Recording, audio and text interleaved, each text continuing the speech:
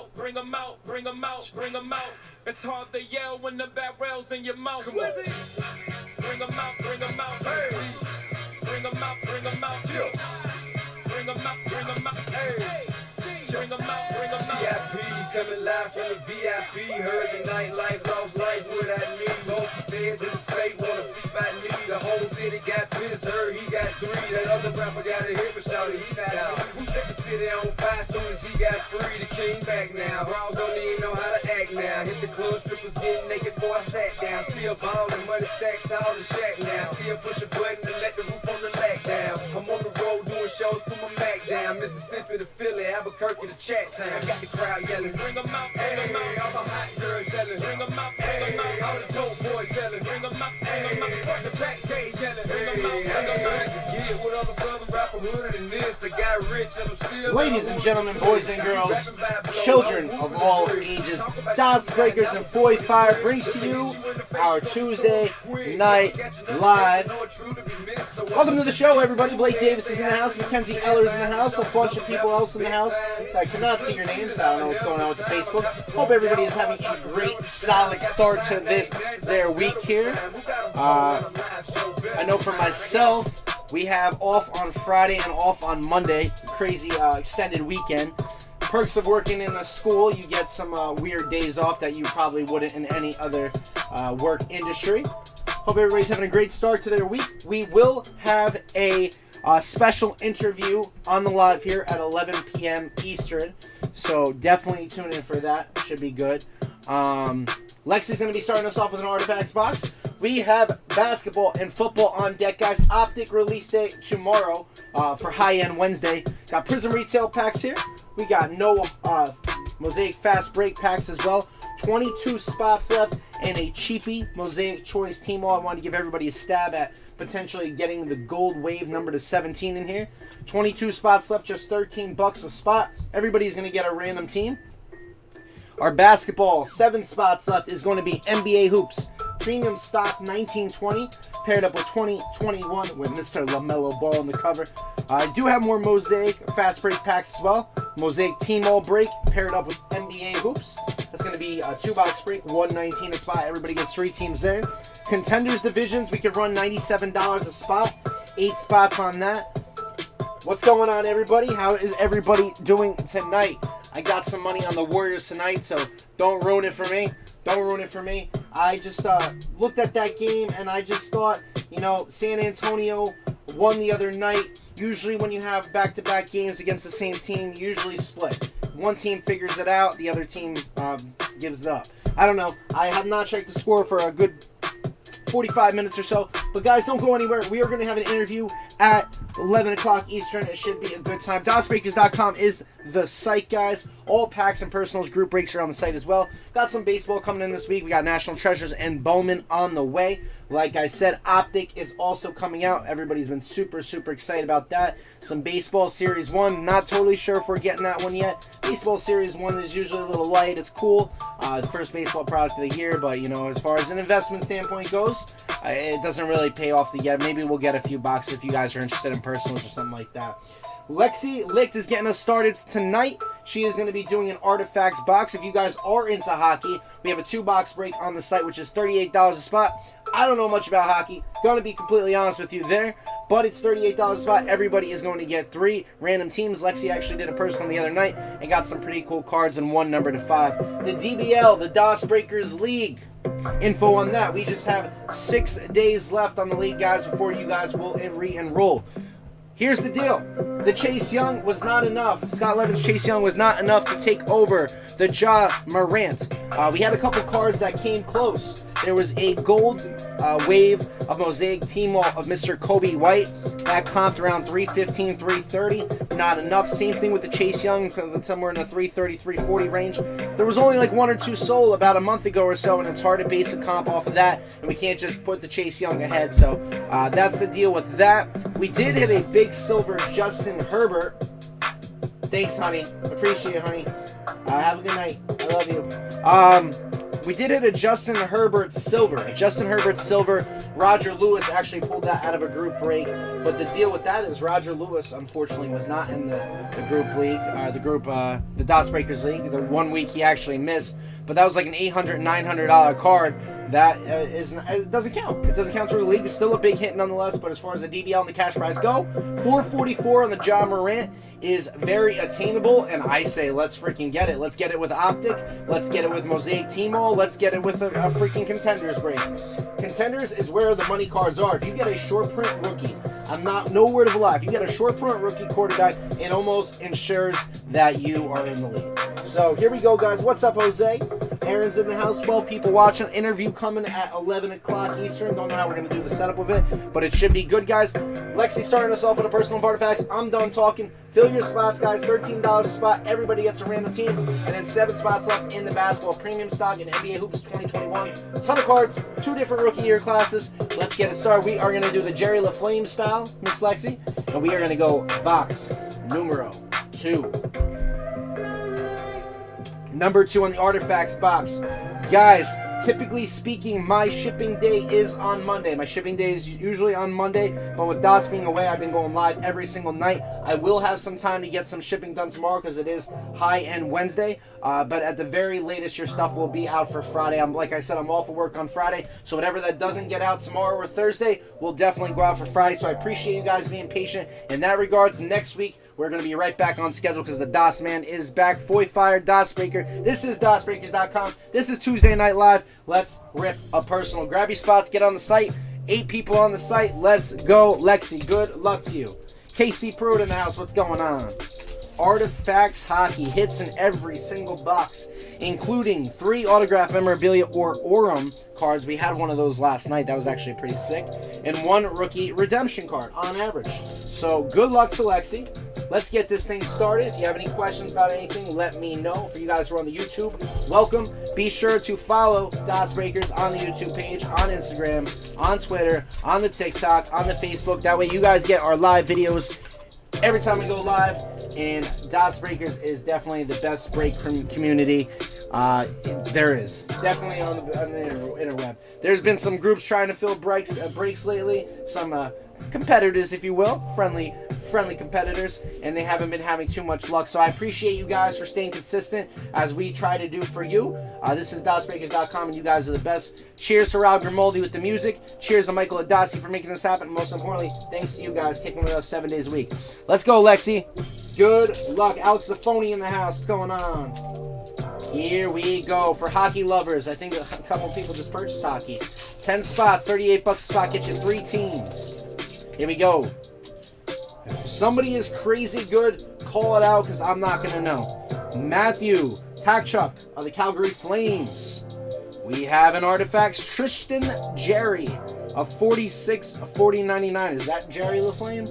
I don't know. All right, we have ourselves a filler, a very thick filler.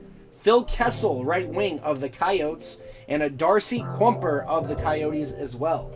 So we did get 1 short print of a Tristan Jerry right off the bat. I'm super excited for Optic to come out, so you better believe we're going to have that. We do have Optic first off the line coming. That should be here by Thursday. So you guys will definitely have the opportunity to get that first off the line exclusive parallels like we always do. Rangers rookie, I forget the name too. I'll look for you then. Here we go. Pack number 2. If anybody does want personals of these, DasMan will have it tomorrow. Sean Monahan of the Calgary Flames. What's up, Hypel? We have an Artifacts NHL Remnants of Ricard Raquel of the Ducks. Very nice on the patch there. Oh, I like that. It's like a styrofoam kind of thing. Ricard Raquel of the Ducks, the Mighty Ducks. And Braden Holtby of the Capitals, Washington Capitals. Who is the guy that I'm looking for? I know Robert McRae is a big hockey guy. Who am I looking for in here that's a stud? So we can get excited. Am I looking for Zion? Am I looking for Luis Robert in here? I don't know. Herbert? Is Herbert in here? The hockey series? Multiple breaks filling, guys. Get on the site. A couple orders just came through, so we are a bit closer. Tuvo Teravanian of the Hurricanes. Oh, here we go, rookie. How about a Bowen Byram of the Colorado Avalanche? a 50 of 199 dual patch. Got a little bit of the maroon and a little bit of the blue in there. Nice looking patch on the rookie. Remember the 199. We have ourselves a filler and a Nick Schmaltz of the Coyotes. We hit some crazy card last night that was too thick for his sleeve and a top loader, so we threw that thing in a mag. Lexi hit that last night when she did a personal. On to our next pack. The thing I like about these hockey boxes as opposed to any of the other products, any of the other sports, is there are a ton of hits. It's awesome. Evgeny Kuznetsov. Connor McDavid. That's got to be good. That has got to be good, right? Boom! An Aurum of Connor McDavid. I know this guy. Hell yeah. Lexi Lick. All-Star of St. Louis. All-Star game in St. Louis. The Oilers. Boom! Connor McDavid on the Aurum. That is what I'm talking about, baby. Everybody who doesn't know hockey knows who Connor McDavid is. Let's go. Boom, baby. Connor McDavid on the Aurum. Good stuff there, Connor McDavid. Congratulations, Lex. Congratulations. Bada bing. That's what I'm talking about. Like I said, if anybody wants personals tomorrow night, we do got that group break if you're trying to get a hockey 2-boxer. Igor Shekstrin of the Rangers.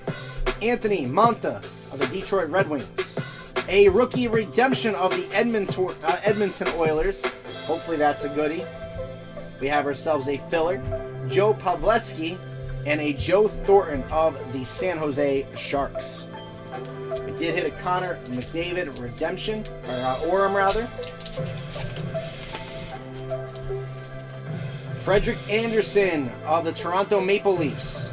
Nico Heischer, center of the Devils, a 76 of 499. Another filler. Sean Couturier and a Mark Giordano of the Calgary Flames. Connor McDavid, let's go. We got some stuff to talk about later on the night too, guys. Got some stuff to talk about. Talk about me, I'm a hustler. I'm a hustler. Here we go, 2 packs to go. 2 packs to go. Let's hit a big one. Let's hit a big one. We have an Alex DeBrincat. Andrei Shekhinov, a 15 of 25 dual patch there of the Hurricanes, right wing. That's a cool looking card. Nicholas Bodine, 41 of 999, not the shortest of short prints, and a Drew Doughty of the Kings. Get on the site, guys, DasBreakers.com. It's not a huge card, but alright. I thought it was sweet. I do know that guy's name. We have Andrei Shekhinov. Excuse me as I get some 180s out. We got just about 21 spots left in the Mosaic Choice. If anybody wants to take a stab at it for 13 bucks, trying to get that gold wave, potentially get a silver prism card in there as well. So 7 spots left in the football. We can do contenders divisions if you guys want. And then we have a Sam Reinhart of the Buffalo Sabres. The Buffalo Soldiers. Here we go. These packs are tougher. The stock is really good on these cards. Semyon Varlamov.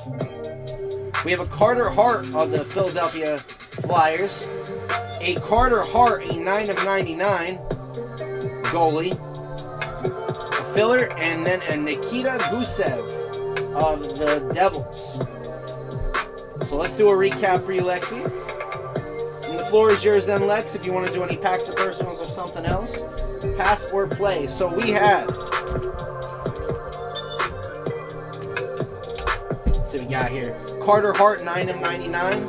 A Nicholas Bodine, 41 of 999. A rookie redemption of the Oilers.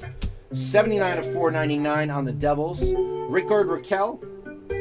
Tristan Jerry, 46 of 499, a 50 of 199. Andrei Shekhinov, 15 of 25, and a Connor McDavid Artifacts Aurum. Not the best box, but I'll pass. Well, the break will be 2 boxes, 38 bucks a spot if you want to try that. Nice box, really loaded with good cards. Really? Good. Happy about that. Like I said, I don't know too much about hockey, so I definitely want to make sure you guys hit. So, thank you, Lexi, for getting things started. Let's see what's going on the site. No problem, Lexi. Appreciate you. Let's see what's going on the site, guys. Multiple breaks filling. I want to rip another Contenders Divisions if you guys want to get on that. See if we can take the lead in the DBL. Eric Zendrowski in the house. I'm Zenny from the block. What's going on, Eric? Eric's going to hop into spot 7 in the single mosaic choice box. We're hopefully getting a gold wave is on people's minds. Randy Barr is in some action. Randy Barr is in the 2-box artifacts break. Thank you, Randy, for getting things started, brother. So, like I said, that is 10 spots, 38 bucks a spot. Everybody gets 3 teams. There's some major players in the hockey collecting ring.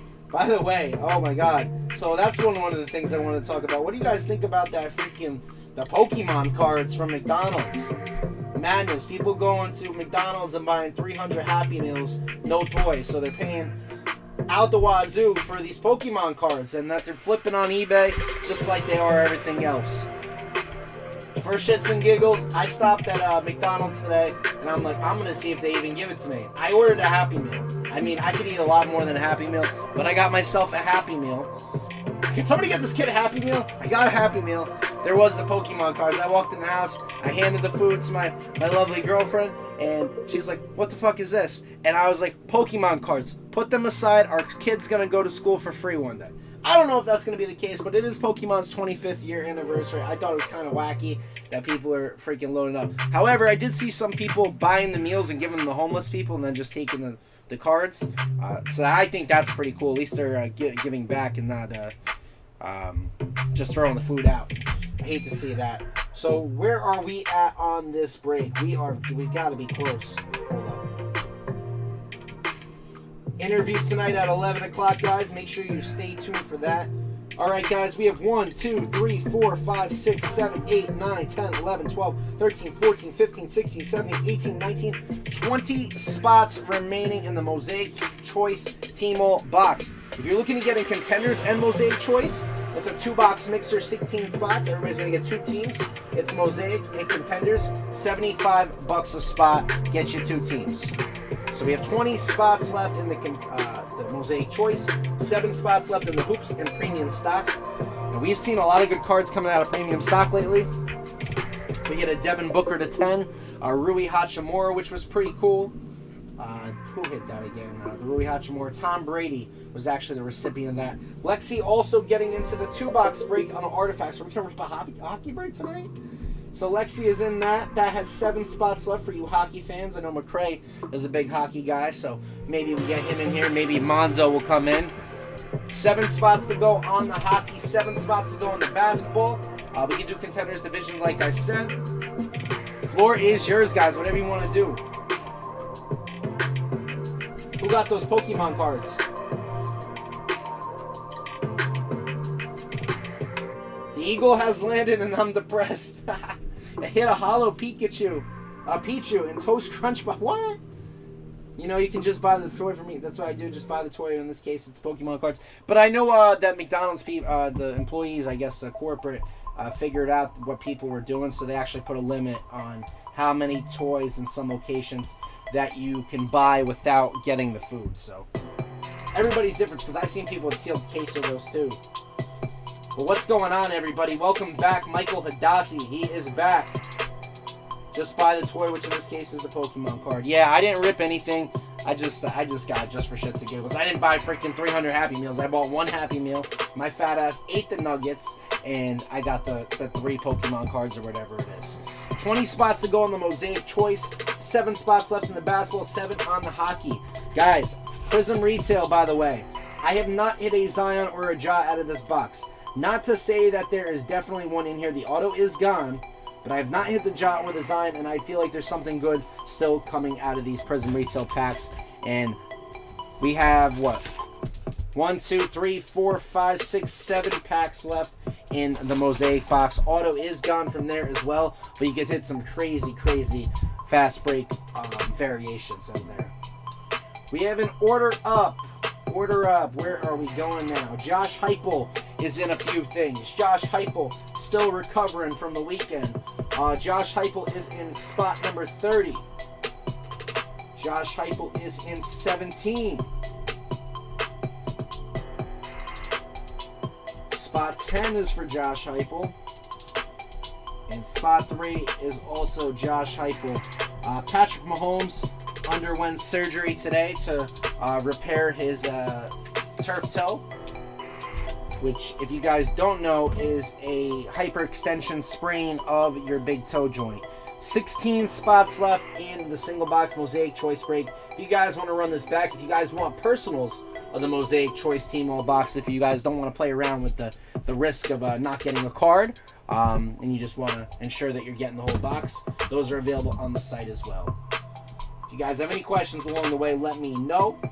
It is time to sip and rip, baby. This is DasBreakers, the crown jewel, the cock and the walk, the bee's knees, the penny and the loafer, the cat's meow, the cat's pajamas, the soul and the SWAT, the soul and a SWAT, the soul and SWAT, and FOY Fire coming to bring the hammer down to you guys on a Tuesday evening. Let's get it started, guys. Let's get it started in here.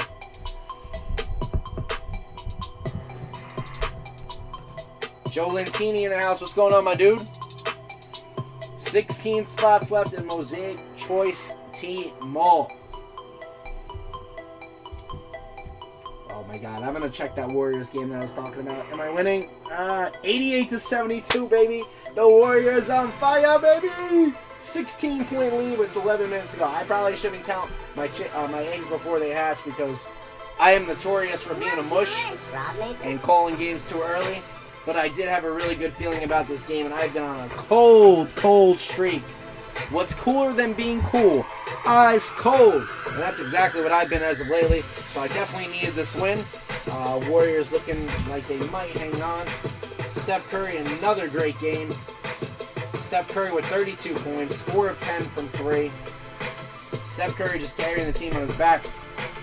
I was thinking, by the way, about... You all see the video I shared from a year ago from the DasBreaker archives. Yes, guys, if you haven't got the chance to do that, go check out that video that Jose posted. So basically, a year ago today, you know, no FOY. FOY's not in the picture. Pre-COVID, Michael Hidasi was ripping some Prism draft picks. Before the big crazy push for Zion, the big push. Obviously, everybody was on this kid from the start. In the same pack of Prism draft picks, there was a silver Zion Williamson. There was a snakeskin of PJ Washington Jr. And then the big part, a 1 of 5 Zion Williamson gold auto for James Delamater. James Delamater still a major player in the game today. But that was a big hit 1 year ago today. So when you hit a big card tonight, a year from today, you could share the video and say, remember when. But yeah, guys, if you haven't got the opportunity, go check that out. If anybody hits any big cards, if anybody is going through the collections and they see they have a lot of cards they want to get rid of, clutch consignments is another thing that is offered to you guys. Basically, we do all the work of selling your card on eBay for a small consignment fee. And I definitely is minuscule compared to the eBay fees that they try to rack up on you. But it comes no hassle to you. As soon as you guys give us your cards and they go up on eBay, they are insured right off the bat. What are we ripping first, guys? Who wants to rip some packs of Prism or Mosaic Fast Break? Let's get it started. 6 people on the site, 13 people watching. Interview at 11 o'clock. It's going to be fun.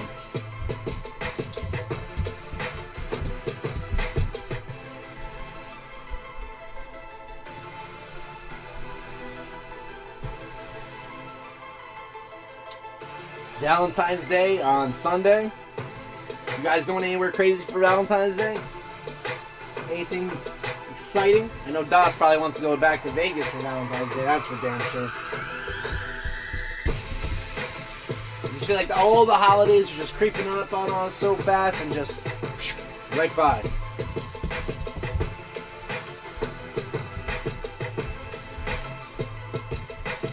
Football season is over. We're going to be heading into baseball very shortly. Basketball is now the premier sport. I've sold every one of my gold waves within a few days for at least $75. That's what I'm saying, Josh. That's exactly what I'm saying.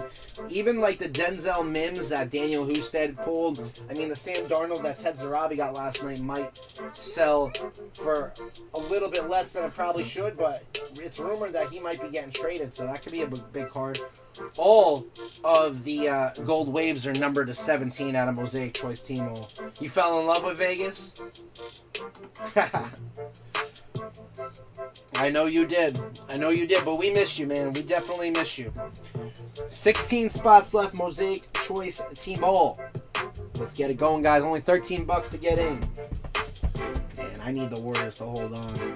Hope you guys are rooting for me. I hope nobody took the Spurs. See, just like that, I started talking shit. Now the lead's down to 12. Now I'm going to lose.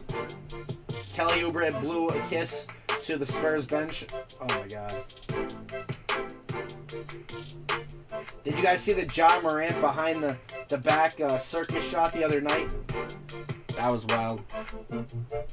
Zion's been doing his thing. Yo, for real though, I'm really excited for baseball. Definitely really excited for baseball. However, I'm not excited about the doubleheader nonsense that they're talking about. Doing the 7-inning doubleheaders again. I'm not a fan of those. With the hooker who called you over and then yelled at you on Fremont Street? What?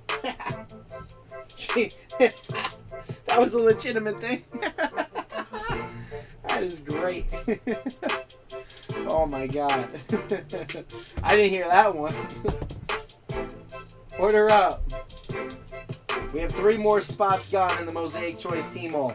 Randy Barr's in 27, 28, and 29. I like your style, Randy. I like your style. So we have 3 spots left. We are down to 13 spots remaining.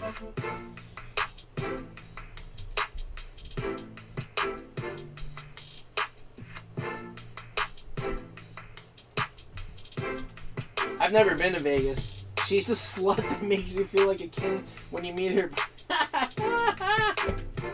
Oh my God, Robert McCray, comment of the night. That is awesome. And if you don't know, now you know.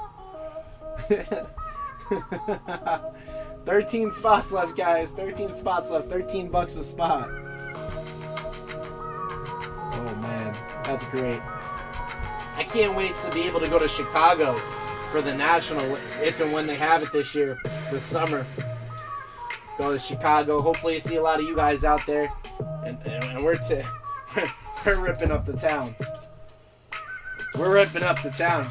Lexi, you're 100% right. There's 7 spots left in the hockey. $38 a spot. Not bad at all. Definitely affordable. Definitely affordable, and a ton of hits to be had in there too. Good call, Lexi. 2 more spots gone. We are down to 11 spots in Mosaic Choice. Mako working out a deal today on the DasBreakers page.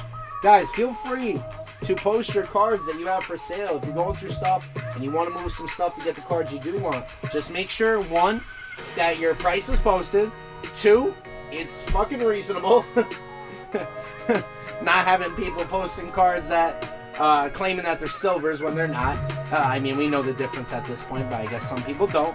And make sure your card is coined. That is a big thing in this hobby. I'd like to think that we have a very, very solid, trustworthy group, but you know, one person ruins it for the bunch. So we don't want to see anything like that. Das has gone almost 2 years now with no scamming incidents on the page, and that is pretty hard to do, especially in tough times where everybody is trying to make a quick buck. 11 spots left on the Mosaic Choice Team All.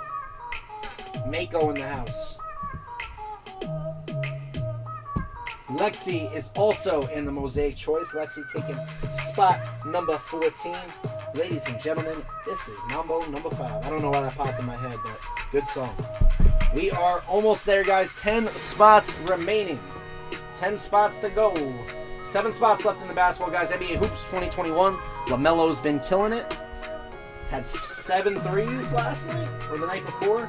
Yo, Das, by the way, the Hornets, first place, man. First place in the division. I called that shit to a T. Robert McCray in 3 things. Robert McCray taking 3 spots in the hockey. 1, 10, and 5 for Robert McCray. Damn, I'm gonna have to go find a whole list of hockey teams. Definitely can't type them in. Robert McRae is it's 3 spots. 1, 2, 3, 4 spots left in the hockey for you hockey guys. 4 spots left in there.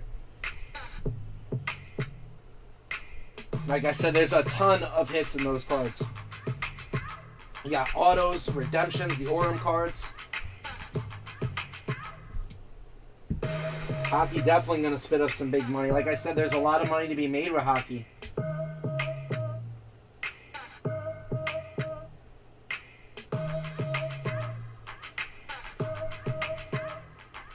Oh man, I'm going on the next trip too. Any idea what 2021 Prism basketball breaks are going to cost when they go up? I was going to save this for an interview, guys. But, what are your takes on freaking Vegas Dave? Sitting there, lighting 1986 Fleer cards, Isaiah Thomas, Magic Johnson, burning them to a crisp, burning $100. I mean, I would have taken the $100 bills. I mean, he's just sitting there burning them. I mean, he's making a claim that the hobby is going to die by 2024. I don't know what got his panties in a bunch. Maybe he's still pissed off at Derek Carr. Maybe he picked the Chiefs to win the Super Bowl. Maybe he had a futures bet of the freaking, I don't know, the Carolina Panthers winning or something like that. But that dude is a clown, man. Vegas Dave is a freaking clown. He can't be a handicapper. He can't be a breaker. He can't be a card guy. He's just a celebrity personality at this point, trying to earn his clout by doing stuff like that and make a lucrative, like insane claims. I don't know what his thing with Gary V and Vegas Dave is. Maybe that should be the next celebrity boxing match on the freaking pay-per-view. Gary V versus Vegas Dave. I'd pay to see that, wouldn't you?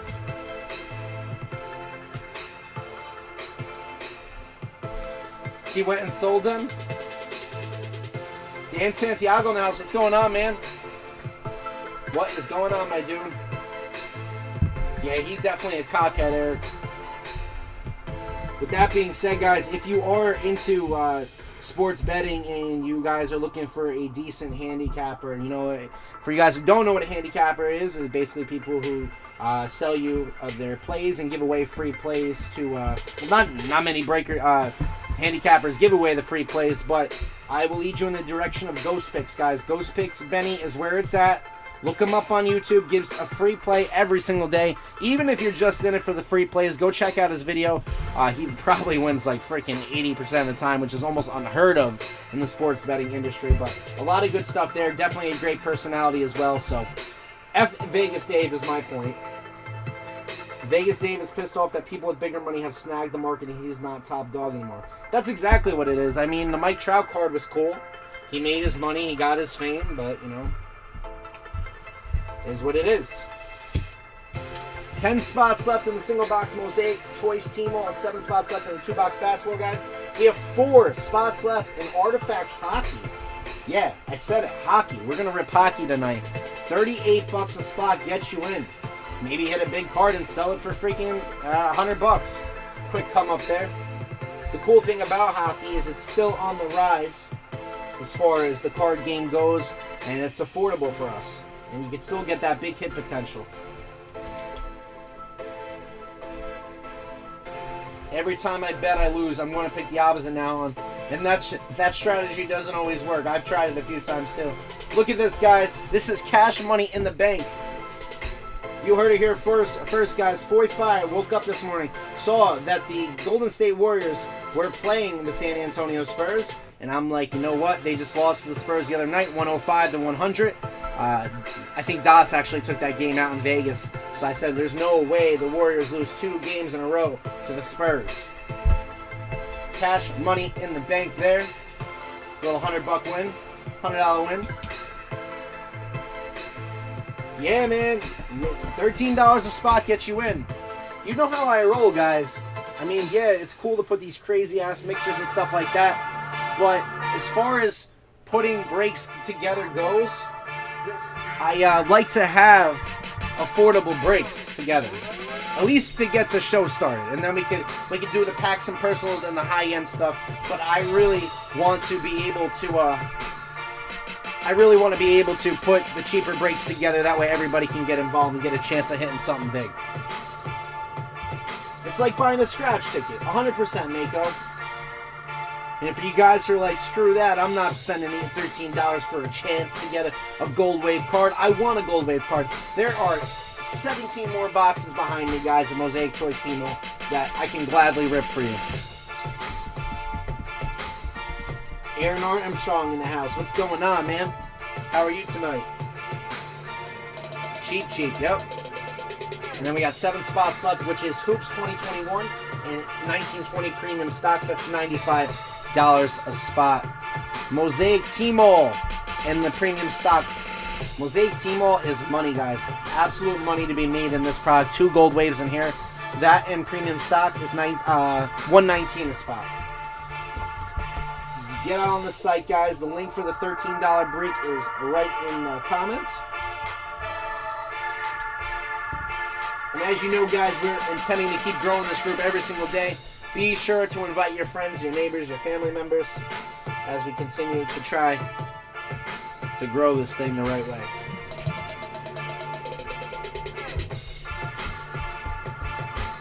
So Robert McRae, Lexi, and Randy Barr are in the hockey. 3, 4, 6, and 9. We pick it, we sip it, we rip it, and then we ship it. Yeah, I definitely got to go to Vegas at some point. I've never been, but I'm sure I would love it. The degenerate that I am myself.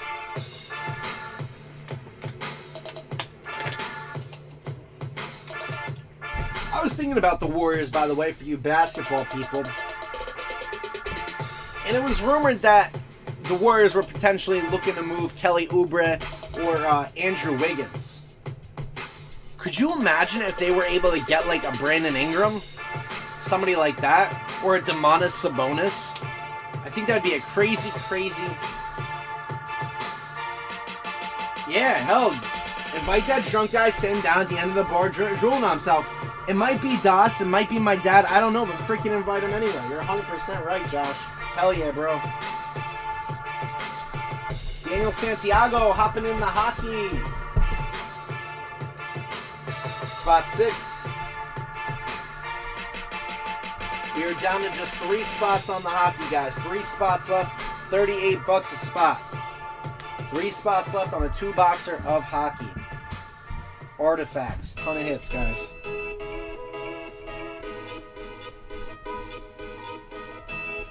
Yo, Eric, do me a favor. Can you invite Joe Clanton? I know he's a hockey guy. Maybe he's going to want to get in this. 3 spots left, guys. 2-boxer of Artifacts hockey. 10 spots left, $13 a spot on the Mosaic Choice Team.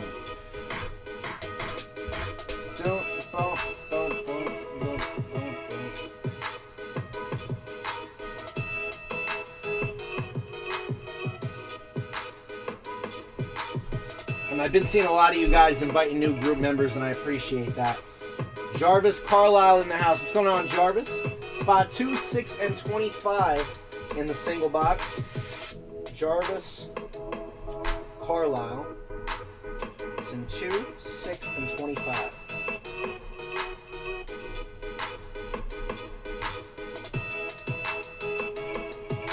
So 7 spots remain. 7 spots remain.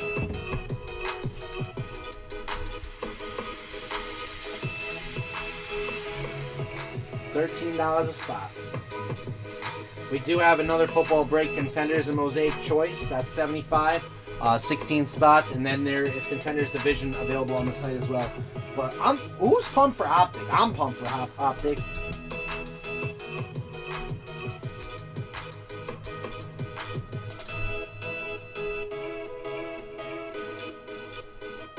Thank you, Eric. Appreciate that, dude. I don't do hockey, dang it. Find me a spot then. Oh my god. 3 spots left on the hockey. Which one's gonna rip first?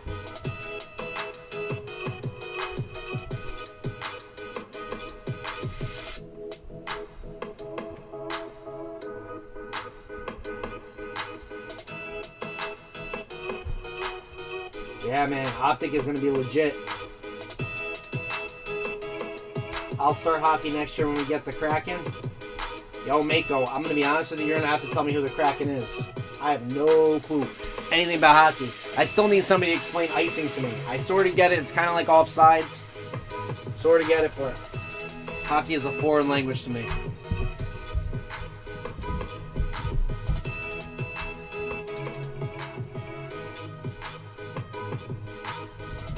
Three spots left on the hockey, 7 on Mosaic Choice and 7 on the basketball. Grab your box when you see Tupac. Call the cops when you see Tupac. That's our new expansion team in Seattle. Really? Robert, you would have loved the personal that I ripped for Roger Lewis the other night. A number to 50 DK Metcalf purple. It was perfectly centered, no surface issues. It was just a beautiful card all around. That was the 2019. I definitely like Optic cards. Honestly, from a monetary perspective, obviously Prism is king, but I think Optic and Select are my favorite cards, which I don't know if you guys have seen it, but Select is actually going to be in retail this year, which is a freaking bummer because it's such a beautiful product. And I just feel when they make retail variations of these products, it diminishes the look, it diminishes the value of the cards, and I don't feel the need that there needs to be like 67 different variations of the same product. Yeah, Joe. All right, Joe, here's the deal, bro. I knew you were a hockey guy. 3 spots left. There's Artifacts. 2 boxer. We had 4, but some people ripped a couple personals. 3 spots left. Artifacts, including 3 auto memorabilia or Orem cards, if you want to get involved with that. I knew you were a hockey guy, and these guys want to rip some hockey, so I knew you were the guy. Oh my God, yeah, cut off my pinky belt for a few. Could you imagine those hobby boxes? How sexy they are?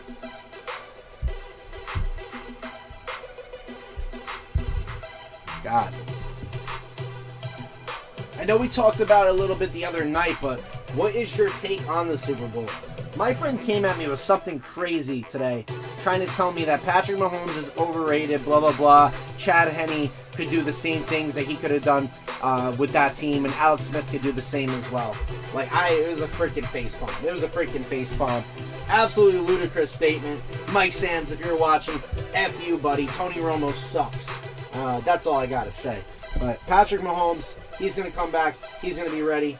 The football sold out? I don't think so. Did it? Did I miss something? Football's not sold out, bro.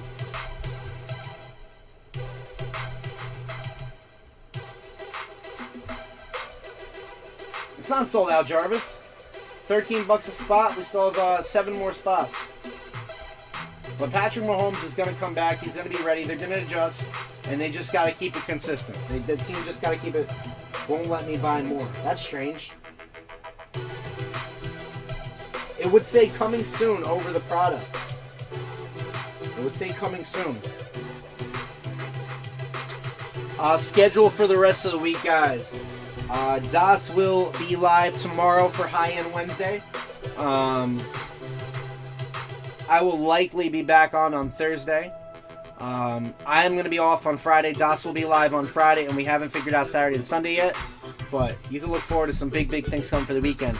We got to try to top that $444 DasBreaker League leader. For sure. It says coming soon. Really?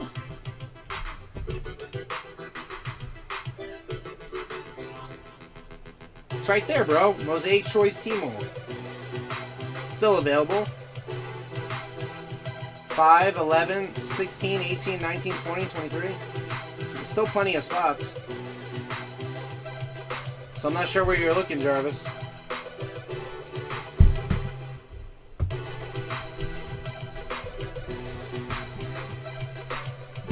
Three spots left in the hockey. $38 a spot. 8 spots left in football. Did I miscount? 1, 2, 3, 4, 5, 6, 7. Yeah, you might be right, Eric. Alex had the same team and couldn't get them. Mahomes has made the 3 straight AFC. Here, you know what? He's always a man for confrontation. So let's see if I could get him here, and you could go get him, Josh. You could go get him.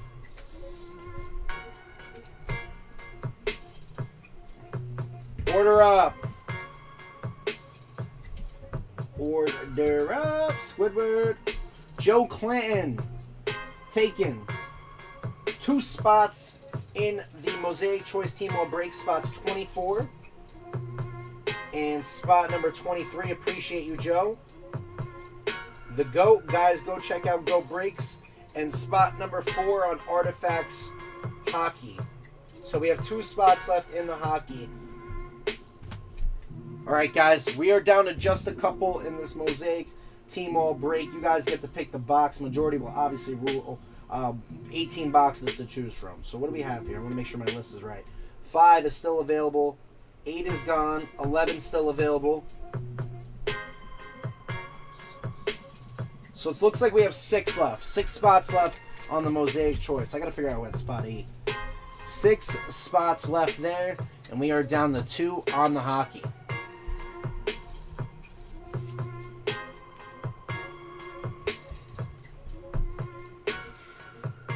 Where did I miss spot number 8? Who had it? Somebody I didn't write down. Maybe it was Mako? I definitely saw that number. Daniel Santiago was in spot 6 in the hockey. Jarvis, spot 6 and spot 2. Who the F had spot 8? Foy, get it together, man. Get it together, Foy. Mako had spot 12 and 8. There it was. Alright, I knew it. Mako 12 and 8. Cool. Alright, 6 spots left, guys. Let's get it filled. We're going to have that interview in a little bit. You guys already probably figured out who it is.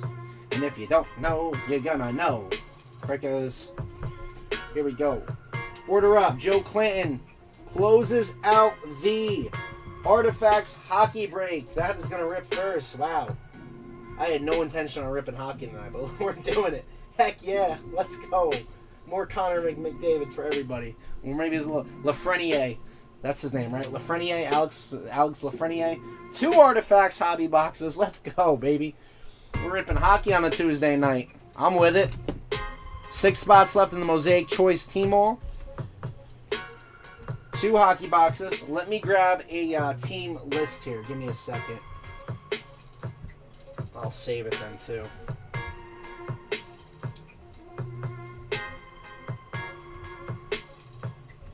Our good old friend Google. All 30 NHL teams list.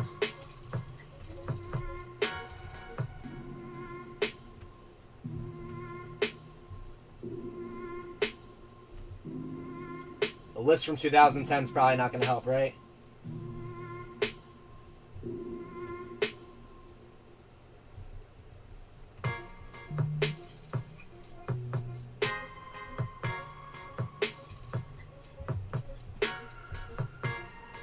Alright, guys. So here's the dealio. We're going to go to random.org. It is a 2-box break of Artifacts. Dice roller, a 5 or better on the dice roll. 5 or better on the dice roll, it's gotta be. Good luck to the participants in the break. I was hoping football first. Someone tag me later, right in time for the girlfriend to be home, I'm sure. Alright, here we go. So we have Robert McRae, Lexi Licht, Joe Clanton again, Robert McRae, Daniel Santiago, Randy Barr, Joe Clanton, and Robert McRae. 5 or better on the dice roll will decide the random. It's gonna be 7. 7 o'clock on the dot. I'm in the drop top list randomizer. There are 30 hockey teams. Guys, I just need you guys to look over the team list here. I know they updated teams and stuff like that, and they changed some team names. Is everybody on there? Everybody is on there that's supposed to be. There's no random teams that are different names or expansion teams missing or anything like that. List looks good. Give me thumbs up if we're good, and we'll rock this thing.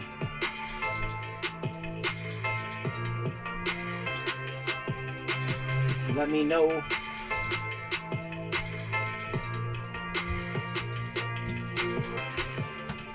Couple orders came up. We're almost on the Mosaic Choice, guys. I think we have 3 spots left in that thing. If you guys want to rip some basketball, NBA Hoops 2021 and NBA Hoops Premium stock. We're good on the hockey though, right? Everything looks good there. I saw a couple thumbs up.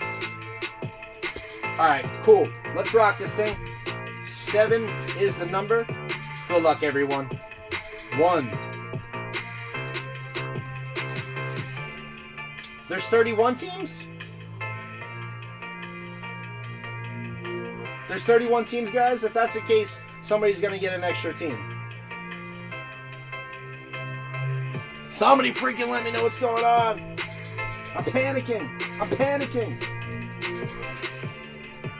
All right, there's 31 teams. All right, 31 teams. Cool. So everybody's going to get 3 teams. Somebody's going to get an extra team. How this is going to work is after the randoms are run, whatever is the leftover team, the last team at the bottom, after the last random, so the last random there will be 11 teams. So that 11th team is going to go to one of you guys. I'm going to throw all your names in there, and I'll run that 7 times. And whoever gets the top spot after that random will get the other team. All right, so that's what we'll do. Thank you, Joe. So that was 1, 2, 3, 4, 5, 6, and the first random, here we go, is a 7th spot. Good luck, everyone. Boom! The Montreal Canadiens going to Robert McRae. Lexi Licht with the St. Louis Blues. Joe Clan with the Toronto Maple Leafs, as well as the Washington Capitals. Robert McRae and... No, the Pittsburgh Penguins. Sorry, Joe. Penguins and the Maple Leafs. In 5 for Robert McRae. He has the Capitals. Daniel Santiago in 6 with the Philadelphia Flyers. Randy Barr in 7 and 8 with the San Jose Sharks and the Detroit Red Wings. Joe Clan in 9 with the Nashville Predators and the Hurricanes. Stay in the back. There's a hurricane coming through. So that is the first set of randoms there. So we will take 31 through 11. Copy those bad boys. Bad boys for life. We ain't going nowhere. All right, here we go. 7 more. 1, 2. Seems like the Rangers are the hot team to get, so good luck to whoever gets the Rangers. 4, 5, 6, and for the money, 7 it is. The Buffalo Sabres going to Robert McRae. Lexi Licht with the Calgary Flames. Joe Clanton with the Boston Bruins. And Mr. Jack Hughes, maybe, with the Devils. Robert McRae in 5 with the Anaheim Ducks. 6 is Daniel Santiago with the Florida Panthers. Randy Barr in 7 and 8 with the Stars and the Lightning. Joe Clanton in 9 with the New York Rangers, baby. Good luck, man, in the Ottawa Senators for Robert McRae. 21 through 11. Hopefully there's some good chaser teams still out there. 7 final times. 1, 2, 3, 4, 5, 6, and 1 more. 7 it is. The Blue Jackets going to McRae.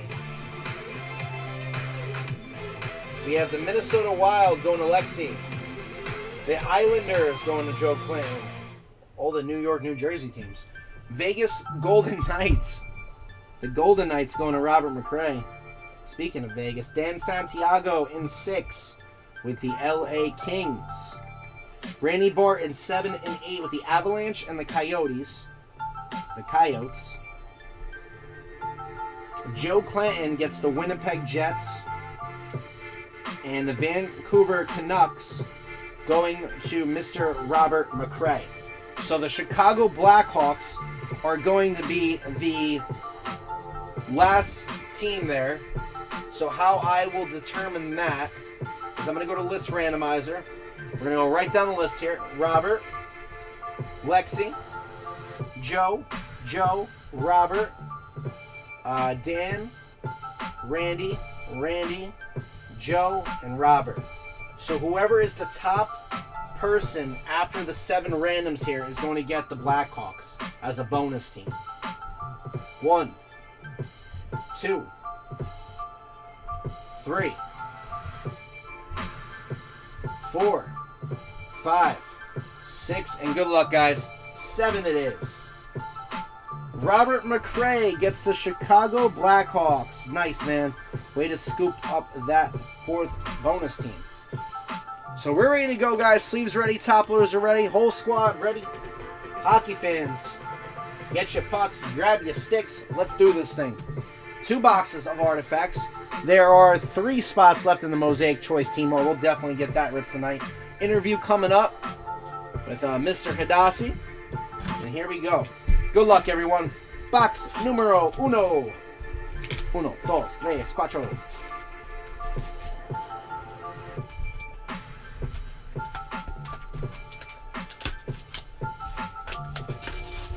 Damn, these boxes are complicated. Dan, you got the, Oh, you're not a hockey guy either? Dan, you got the Flyers, the Panthers, and the Kings. Flyers, Panthers, and Kings. Empty box.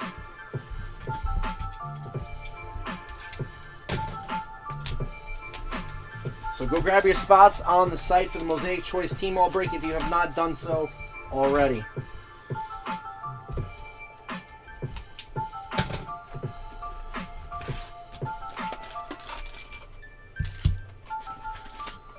Good luck, everyone.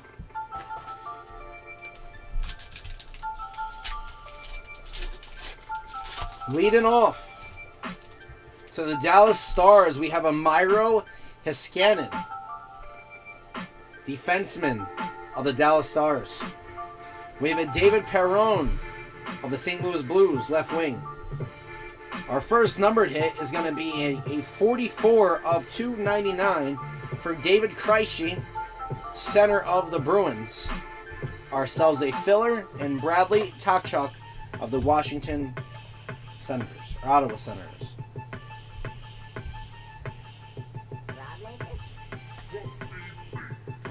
Numbered card, first pack.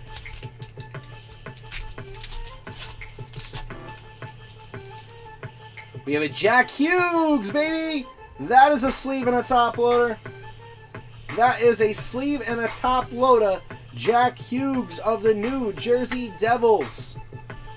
Bada bing, baby. A little bit of whiting in the top corner here. It might be a piece of dust. Actually, I think it is a piece of dust. Jack Hughes, baby, coming out to say hello of the New Jersey Devils for Joe Clanton. Up and comer. We have Tom Wilson of the Capitals, and our first hit is a Nicholas Baudin of the Chicago Blackhawks for Robert McRae. 168 of 299. We have a filler and a Vander Kane of the San Jose Sharks. Nicholas Baudin of the Chicago Blackhawks.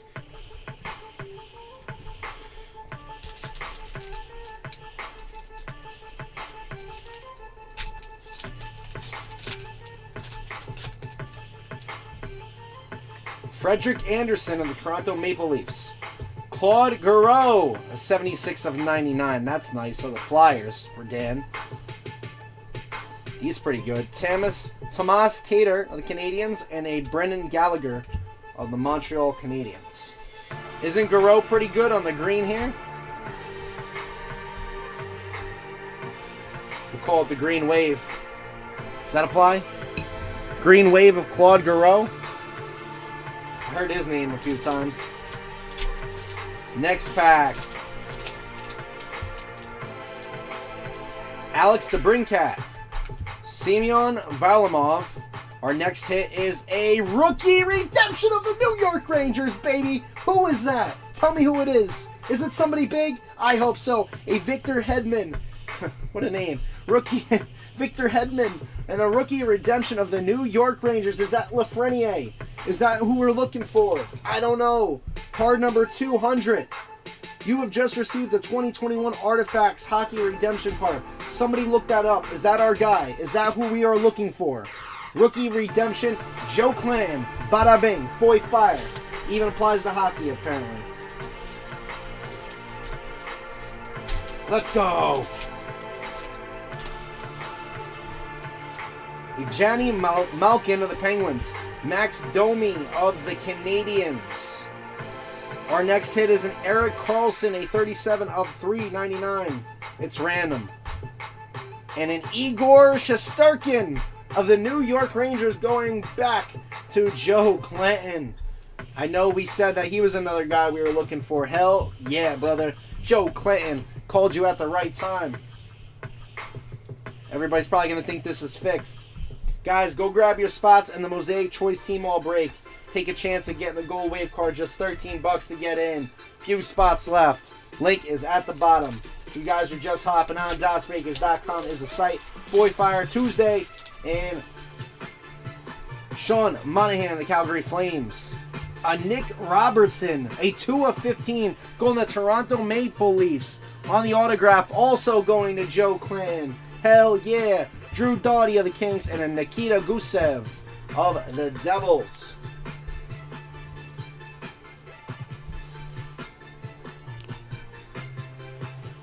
Nick Robertson.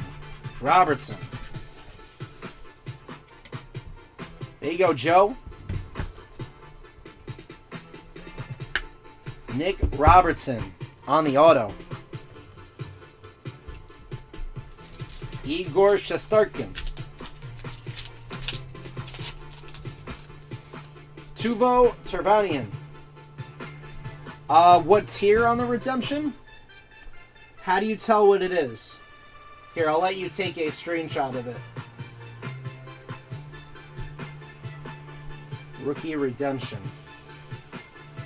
Not sure. Tuvo Tervanian. Evgeny Kustavov. Andrei Vasilevsky, 23 of 299. We have a filler. And Joe Pavelski. Today, Junior. Come on, FOY, get it together. Learn your hockey.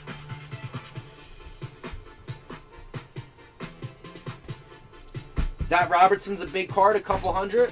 That's what I'm talking about, baby.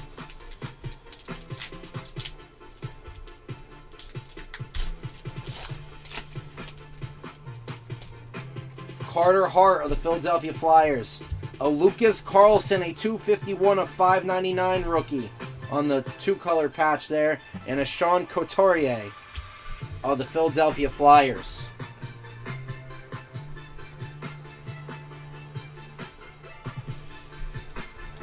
Lucas Carlson on the patch.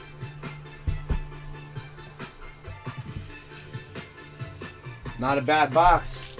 Got a whole nother one to go.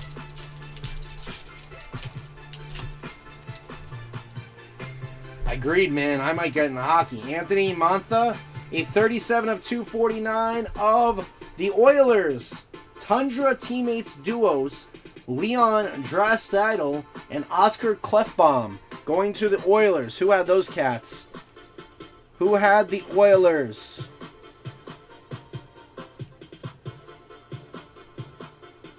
Where the hell are the goddamn Oilers?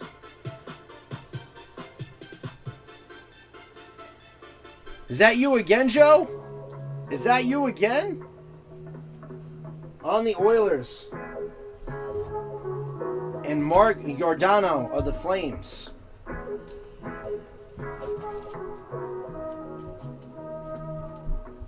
I couldn't find the Oilers on the list. Who had the Oilers? Yes, sir.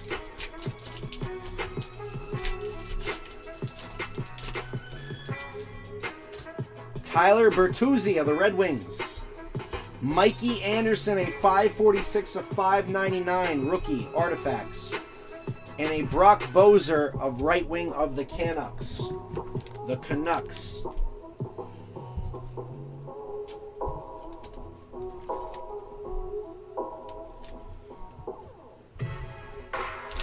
Next pack up. 2 of 15, Nick Robertson. Sick. Andres Anthalisau. Another patch of Steven Stamkos. McRae had Oilers. Senators, Canucks. McRae. Yeah, you're right, bro. You're right. Steven Stamkos, the Tampa Bay Lightning, 57 of 99. Filler and Shea Theodore of the Golden Knights.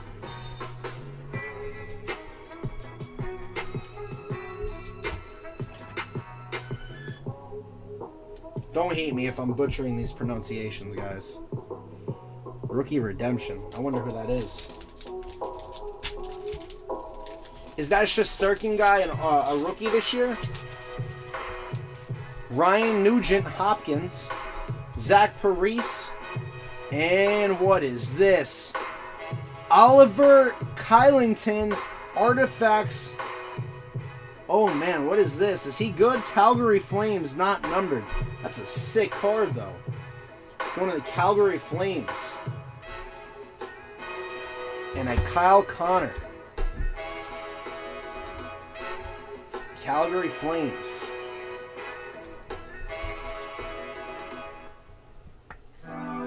Oliver Kylington.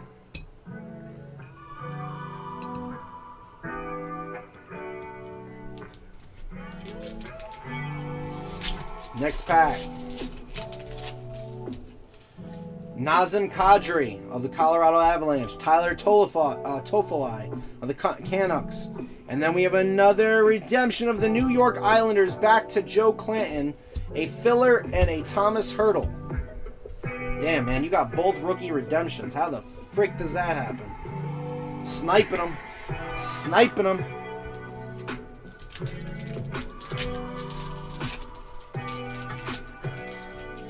Andrei Shekhanov of the Hurricanes. Cam Atkinson of the Blue Jackets. We have a Philip Forsberg, 482 of 499, a filler, and a Ryan Ellis of the Nashville Predators. I promise you I'm going to start following hockey a little bit. That way I can do a better job with these teams and pronunciations and whatnot. I really do pride myself on knowing pronunciations of football players, baseball, basketball, but hockey is just like a whole nother world for me. Chris Letang of the Penguins. Mika Zibanejad of the Rangers. Leon Draisaitl, 466 of 499 on the green. A filler and a Jacob Markstrom of the Canucks.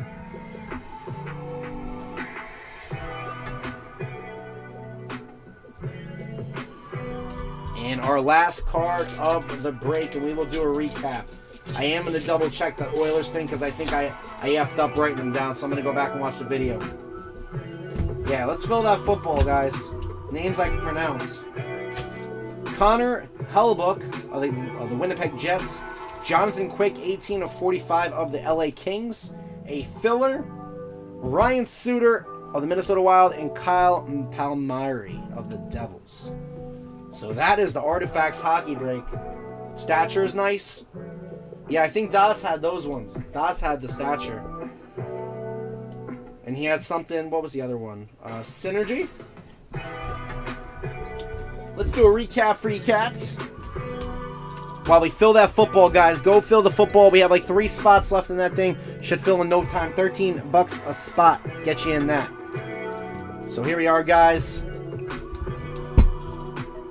Jonathan Quick, 18 of 45. Leon Draisaitl of the Oilers. Philip Forsberg of the Nashville Predators. We have the dual patch here, 37 of 249 of the Oilers.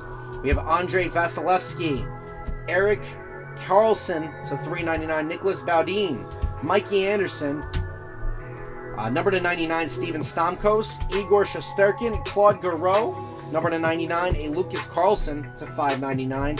Jack Hughes of the New Jersey Devils. Oliver Kylington, rookie redemption of the New York Rangers. That could be big. David Krejci, a rookie redemption of the New York Islanders. And Nick Robertson, 2 of 15. You guys said it's a couple $100, and that is solid, my dude. That is our Artifacts Hockey Break. Thank you guys for getting that thing filled. Let's get the Mosaic Choice Team All filled next. Congratulations to you guys who hit on that. Nick Robertson, 2 of 15. I gotta look at that. That Robertson's a huge card. Really? That's freaking sick. That's sick. Because I know Das has a few more boxes too of one case, and then he has another case. I think it's more like 500 on that. Really? Let's look it up. Let's look it up. Congrats to you guys who hit big on that. That's awesome. For 38 bucks, hell yeah. Let's see what it is. Let's get on the eBay.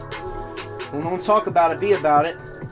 Nick Robertson on a number to 15. What the heck is this called? Artifacts? Auto. Let's see. Anything like it?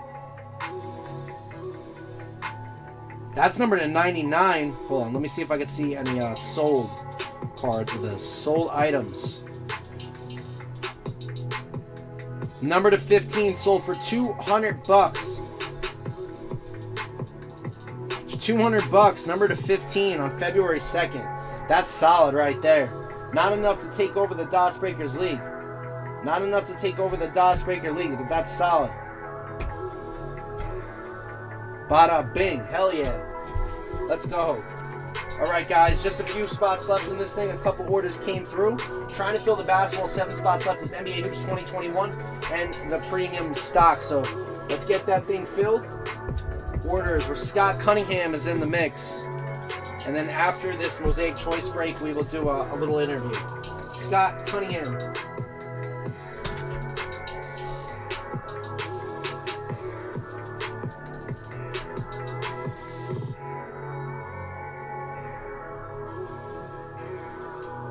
Thank you, Mr. McCrae.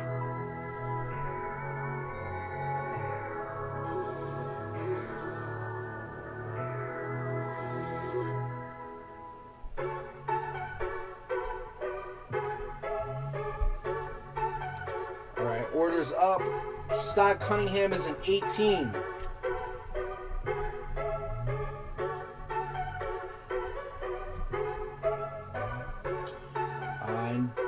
Joseph Gebhardt is in the building. What's up, Joe? Spot number 5. We've got to be close, right?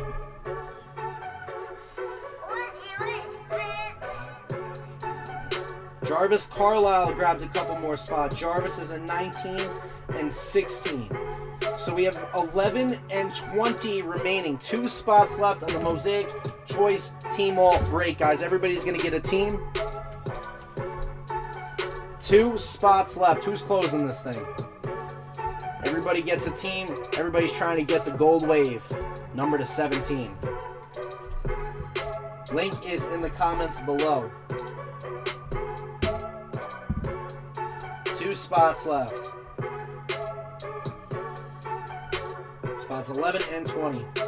The Rangers redemption's around 100 bucks. I think that's really good bang for a buck on that then. Definitely good bang for a buck on $38 break, for sure. 2 spots left in this thing. Good stuff. I'm glad we got some solid hits.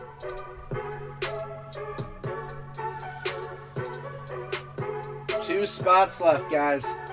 And then 7 spots left in NBA Hoops 2021 and NBA Hoops Premium Stock. If you want to get into something a little higher end than that, Mosaic Team All and NBA Hoops Premium Stock. And then I have packs and personals, both Prism Retail and Mosaic Fast Break.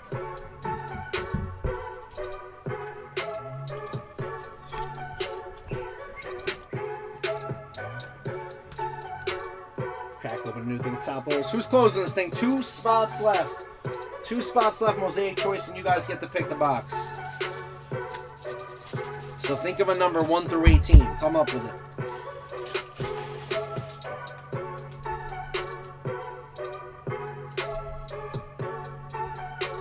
Ooh, it's closing us out. You feeling lucky? That's what I want to hear, Scott. That's what I want to hear. 13 bucks gets you in. 2 spots left. 6 people on the site, all racing for the final couple spots. Eric found his way back in the building. Eric, we just hit a $200 card, man. A $200 card for the Maple Leafs for Joe Clan. Pretty sick. Pretty sick, if you ask me.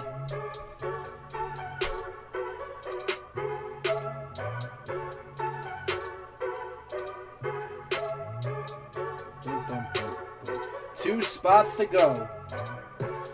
And then after this break, we'll have a little interview with the DOS man.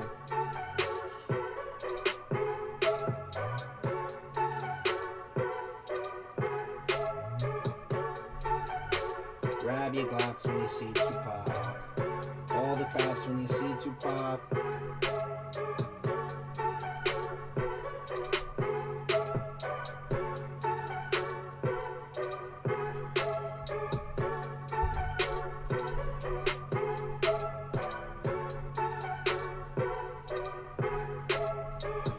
Yeah, Joe, now that I'm looking at that random list, you had the Golden Knights in the 4th spot. You can go back and watch the random if you don't believe me. But you had the Golden Knights, and Robert McRae did have the Oilers now that I'm looking at that list. Sorry about the confusion on that. I messed up that. I'm glad we got that sorted out.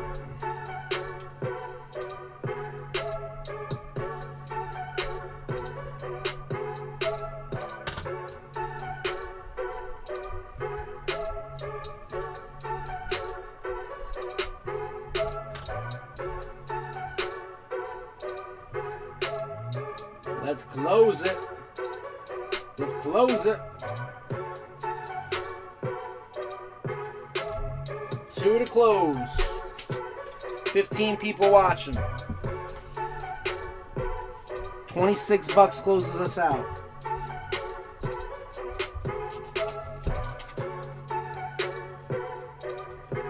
Your birthday's in 40 minutes. Happy birthday, Scott Cunningham. One of the DasBreakers OGs in the house. Order up. Robert McRae takes spot number 20.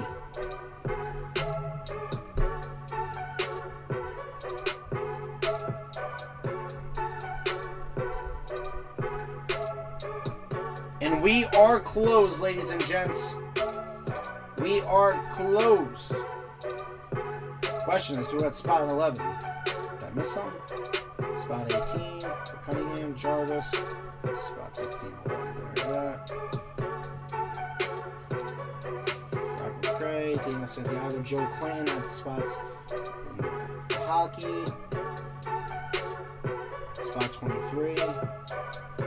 Daniel Santiago's in the Artifacts break. Robert McRae was in Artifacts. There's that. Lexi was in spot number 14. Got that one. Mako was in 12 and 8. Got him. Randy was in 28, 29, and 27. Josh Heupel was in 33. Got him. Lexi was in the hockey. Eric Zandrowski was in spot number 7. I got him. Who was in spot 11?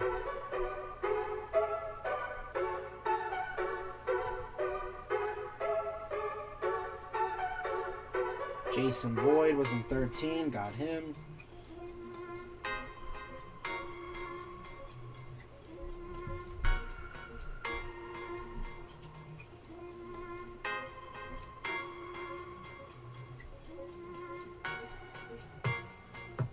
Daniel Santiago at spot number 11. Boom. Okay, cool. We're all set, good to go, guys. 32 NFL teams. Everybody is going to get a team. We're good, guys. All right, we are closed on this, guys. Give me a box number 1 through 18. I got 1 through 4 on the table, and then another 11 behind me. Give me a box number 1 through 18, guys. Majority rules on this. Majority rules on this. Daniel Santiago was in 11. So we have Robert McRae, Jarvis, Josh Heupel, and this is going in the order of your numbers. McRae, Joseph Gebhardt, Jarvis, Eric Zandrowski, Mako, in 8 spot. Robert McRae in 9. Josh Heupel in 10. Daniel Santiago in 11. Mako in 12. Jason Boyd in 13. Lexi Licht in 14. McRae in 15. Jarvis in 16. Josh Heupel in 17. Scott Cunningham in 18. Jarvis in 19. McRae in 20. 21, Robert McRae. 22 is Joe Lentini. 23 is Joe Clan. 24 is Joe Clan. Jarvis is in 25. McRae is in 26. Randy Barr, 27. Randy Barr, 28. Randy Barr, 29. Josh Heupel in 30. Joey Lentini in 31. And then Robert McRae in 32. We're ready to go. Sleeves ready, cards ready, top loads ready. I'm seeing some 8s. I'm seeing a couple 11s. I'm seeing a 6. I'm seeing another 8. I have 3 8s so far. I think 8 is in the lead. 8 is in the lead. Mike, I was talking shit, man. I was saying how you were saying... I played my game. You were saying how Patrick Mahomes is overrated. Can you please enlighten us on how Patrick Mahomes is overrated? We're going box number 8, guys. Box number 8 it is. So 1, 2, 3, 4, 5, 6, 7, and 8. Boom. Mosaic Choice Team All. Everybody gets a team here.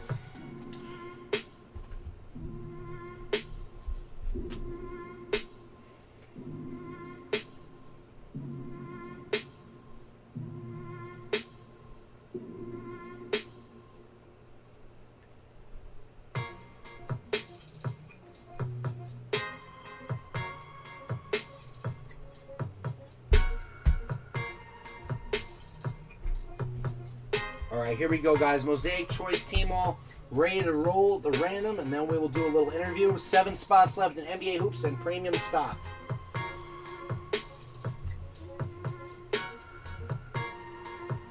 Get our NFL team list here. Thank you guys for the fill on this. If you guys want to run this back, we most certainly can.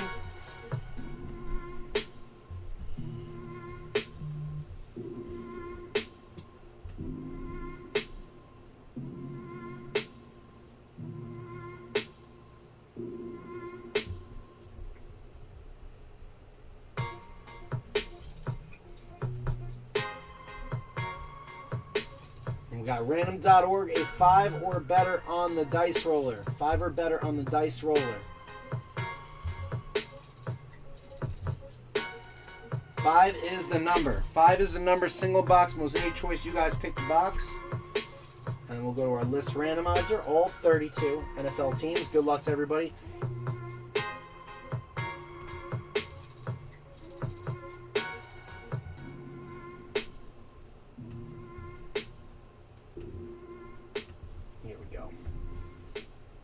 Good luck, everyone.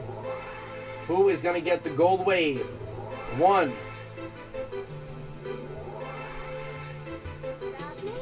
2, 3,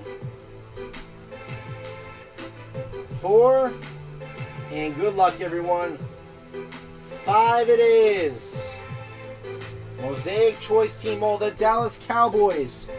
Going to Robert McRae. Jarvis Carlisle with the Buffalo Bills. Josh Heupel in 3 with the Steelers. Robert McRae in 4 with the Lions. Joseph Gebhardt with the Denver Broncos. 6 is the Arizona Cardinals. Eric Zandrowski in 7 with the New England Patriots. Mako in 8 with the Minnesota Vikings. In 9, we have Robert McRae with the Washington Football Team. Josh Heupel in 10 with the Seattle Seahawks. Daniel Santiago in 11 has the Cleveland Browns. In 12 for Mako, we have the Tampa Bay Buccaneers. Jason Boyd in 13 with the Jacksonville Jaguars. 14 is Lexi Licht with the Miami Dolphins. Solid. Robert McRae in 15 with the Kansas City Chiefs. Jarvis in 16. Maybe get a Tom Brady MVP. Who knows? 16 for Jarvis is going to be the Rams. Josh Heupel in 17 with the goddamn Jets. The Chicago Bears going to Scott Cunningham. Jarvis in 19 with the San Francisco 49ers. Robert McRae in 20 with the New York Giants. Robert McRae in 21 with the Green Bay Packers. Joey Lentini in 22 with the Indianapolis Colts. 23 for Joe Clinton with the Bengals. Okay. We already know who we're looking for there. Then we have 24 with the Baltimore Ravens to Joe Clinton. 25 for Mr. Jarvis with the Atlanta Falcons. Robert McCray in 26 with the New Orleans Saints. Randy Barr in 27 with the Tennessee Titans. 28 for Randy Barr with the Chargers. 29 for Randy Barr with the Raiders. Josh Heupel getting the Carolina Panthers. Joey Lantina in 31 with the Houston Texans. And then Robert McCray in 32 with the Philadelphia Eagles. Our boxes in selected.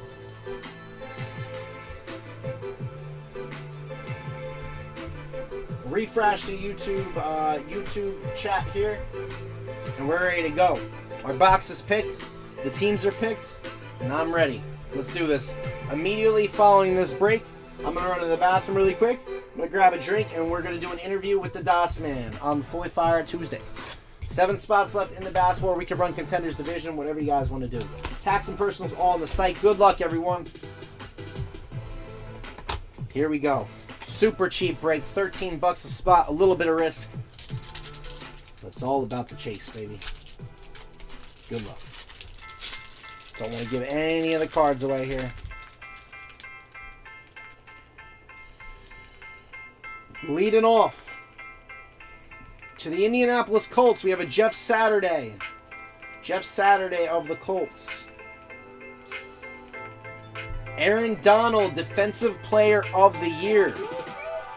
Aaron Donald. Our gold wave we will save to the end. We will save the silver for the end. We have Gabriel Davis, rookie of the Buffalo Bills. A Cole Kmet NFL debut, going to the Chicago Bears. Of course, our Aaron Donald. So we'll do the silver first, and then we'll do the gold wave. Our silver. Pro Bowler of Kenny Golladay of the Detroit Lions. And then our gold wave, you saw a hint of it. It is not a rookie, a Hall of Famer. Numbered 4 of 17. 4 of 17. Who's hitting? Who's hitting? I got him written down. Who's hitting? Who's hitting? Going to a Mr. Josh Heupel. A 4 of 17 to the Pittsburgh Steelers. Jerome the Bus Bettis. A 4 of 17 on the Hall of Fame Gold Wave of Mosaic T-Mall. This is the game we play, guys. If you guys want to do a personal of Mosaic Choice T-Mall, they are up on the site. But congratulations, Josh Heupel, on the hit there. That's what I'm talking about, baby. We got a Cole Kmet of the Chicago Bears. For you guys who don't hit, I apologize. It is the game we play, and we will run this again at some point this week. So make sure you get involved and get in. All right, so we had Gabriel Davis. We had a Kenny Golladay silver, Cole Kmet debut. $13 for a chance at a big gold wave card.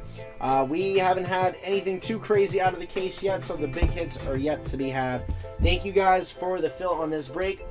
I am going to run to the kitchen really quick, as I said, and 11:40 here, 11:40, we are going to do an interview with Michael Hadassi to find out how the Vegas trip went and a couple questions regarding that. So here we go, guys. Thank you for the fill in the break. 7 spots left. Let me grab you guys the link for the basketball. $95 a spot, get you in. 7 spots remaining in that. Everybody's going to get 3 random teams. If anybody wants to do any packs or personals, those are available on the site as well. And I'll let you guys attack my friend Mike Sands because he doesn't know what he's talking to.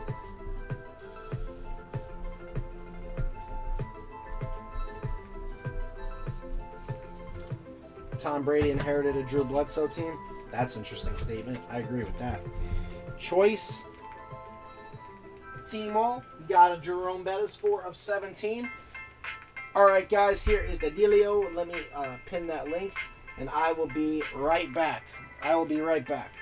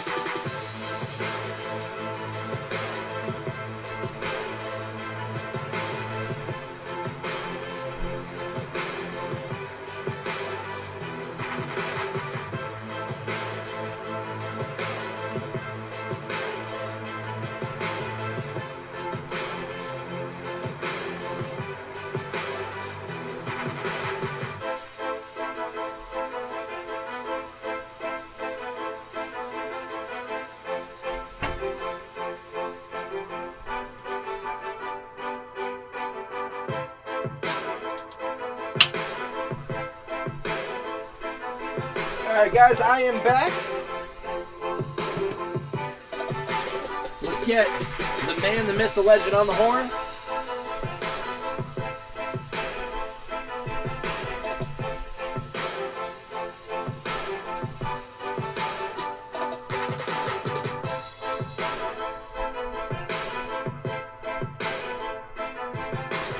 How to stop buffering issues anywhere, anytime, instantly.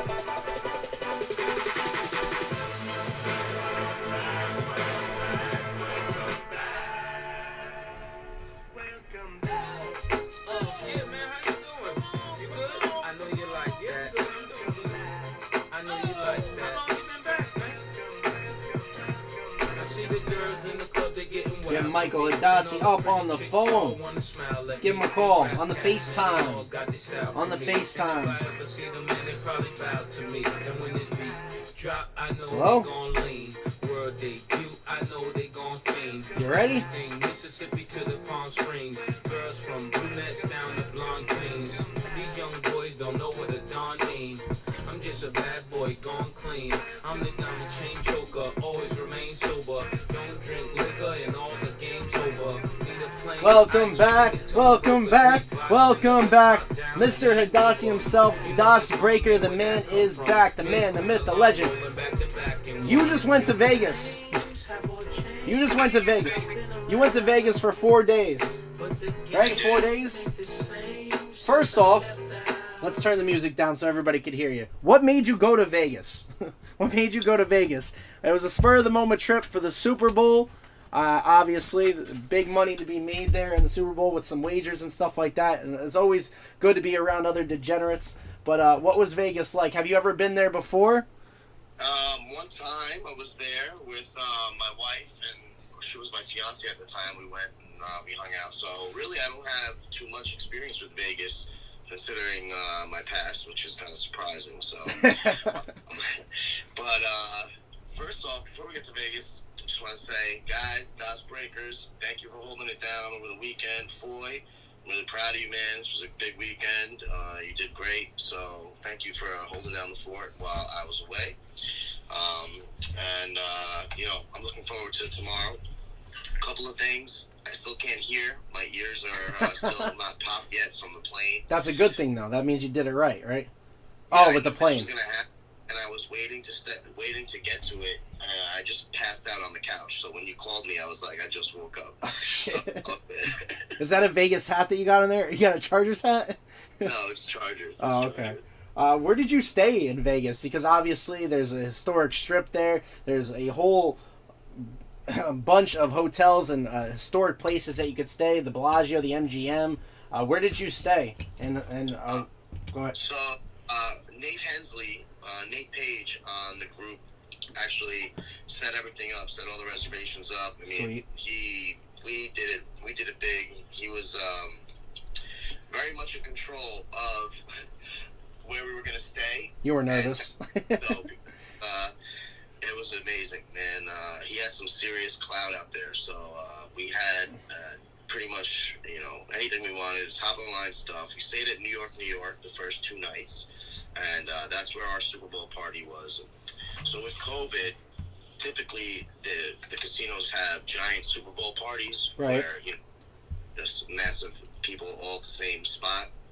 So what they did this year, because of COVID, they had multiple smaller ones. So maybe one of their bars or restaurants was closed down for the public, and they socially distanced tables and couches and stuff to just have like 50 people in there. They have like where they would normally have the buffet or the convention room, let's say, turned into a huge projector screens, and maybe they had like 100 or 200 people in there. So that's how the Super Bowl parties were run. So we had a spot in New York the first 2 nights. We did the party there, and then we moved over to the Bellagio, which is, typically known as like a pretty ritzy spot. That view was sick. That view was sick. You did a break right from the Bellagio. Yeah, some people saw that, some people didn't. I don't even know if I remember it, but it was a lot of fun. No. So I can't see any comments. If anyone asks or says anything, just relay them to me. Yeah, I can't see. Here, let me see if I can get up on the Facebook. Give me 1 second here. Did Nate Hensley go up to the information table and asking if they had Plenko or memorabilia breaks going on? I gotta ask. No, he didn't. We were joking about that. When we walked into the first casino, I'm like, "Yo, Nate, look, there's Plinko." He was like, "What? Where?" No way.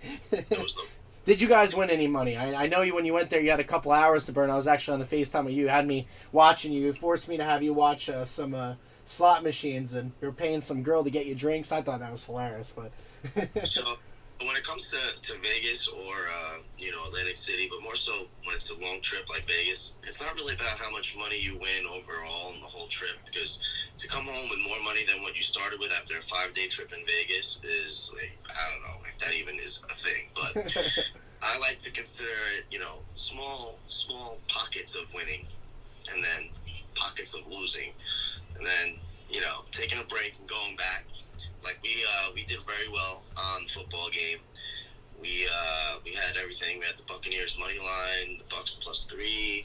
We had the under, and we had Tom Brady as the MVP. So we cleaned up. So the trip was essentially free then for you guys. Then at the end of it, right? No, you ended up losing money. All right. By the way, Josh Heupel says he just wants to sit beside you and blow cigarette smoke in your face. That guy, now that was the thing.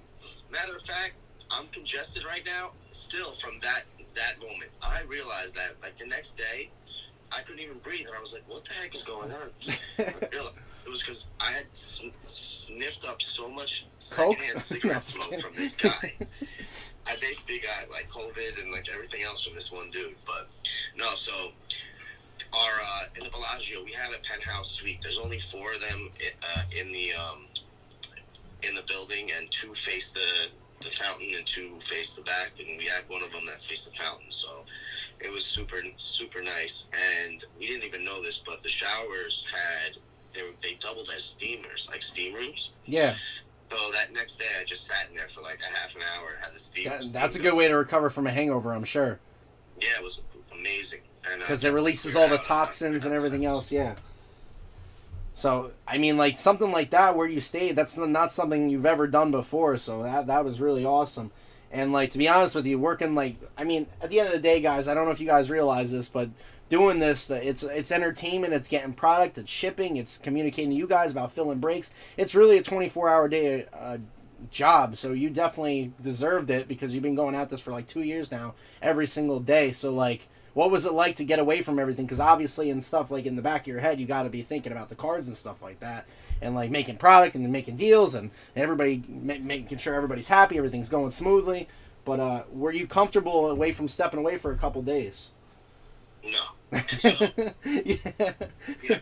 it's different from, in the past when you work for someone and, you get your 2-week vacation, you kind of step away from things and, you can kind of clear your head and clear your mind. I mean, me and you were in contact, constantly. I had my distributors and I was still talking to people. I backed away as much as possible. I didn't really watch the lives as much as I usually do. But I checked in and just making sure everything's going on. So I guess, it was good to know that I could trust you guys and trust you to hold it down. But I still had my mind on it, a lot of the time, of course, because you got to be excited. You definitely, obviously, need to get some rest, but you're definitely excited to come back live for High End Wednesday. You're going to do it right? Of course. I'm excited to come back. These guys missed you. They got the freaking, when you go to Walmart, you get the guaranteed value brand instead of the legit stuff. Like, that's what he got with FOY here. Sean Ridgway wants to know how Das made out the Bunny Ranch. The Bunny Ranch? I'll tell you this, man. Every single night, another girl found us. So you got COVID, and you got to get tested for some other stuff, and that's how you do Vegas. That's what you got to do, right? Yeah, I caught a lot of initials on the trip. Did you go by your actual name though? Were you telling people who you were, your actual name, or did you have like a burn name? No, it was Nick Papa Giorgio. No way. Did anybody get arrested? Because you obviously see the movie The Hangover where they're in Vegas and they find the one guy at the top of the building at the end of the movie and stuff like that. Was there any situation where you thought you guys were gonna get in trouble or you got into some shit? No, we really had no problems.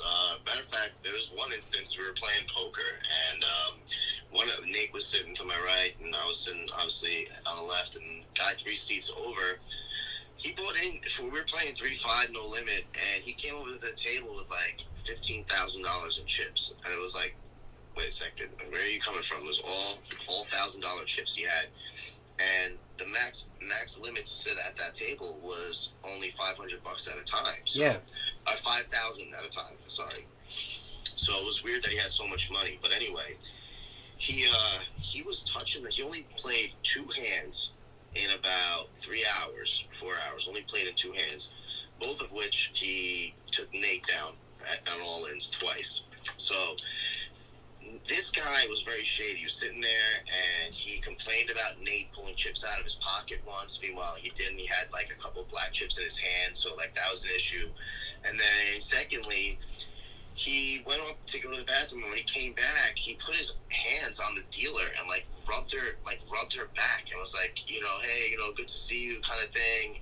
And, first of all, it's like COVID violation. You can't get to the dealers. Yeah. All the dealers are wearing shields And that's masks. a no-go to begin with, I would think. And you're not allowed to touch the dealers. No.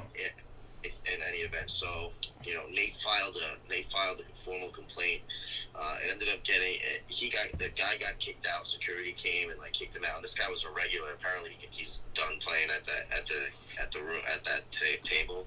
The dealer got fired. Really? And, yeah, and it like went all the way up to like the vice president at the Bellagio. So that's crazy. Did he seem hammered, like he was looking for trouble, or? No, he was totally sober. He was on his phone the whole time, which was also very weird. You're not allowed to do that either. In the casinos I've been to, you're not allowed. You should have your phone at the table. You're allowed to turn around and look away, but you're not allowed to just sit there openly with your phone because they think you're like taking pictures or trying to do some shady stuff. But yeah, I think they're a little bit laxed because I noticed some other people kind of looking at their phones and stuff.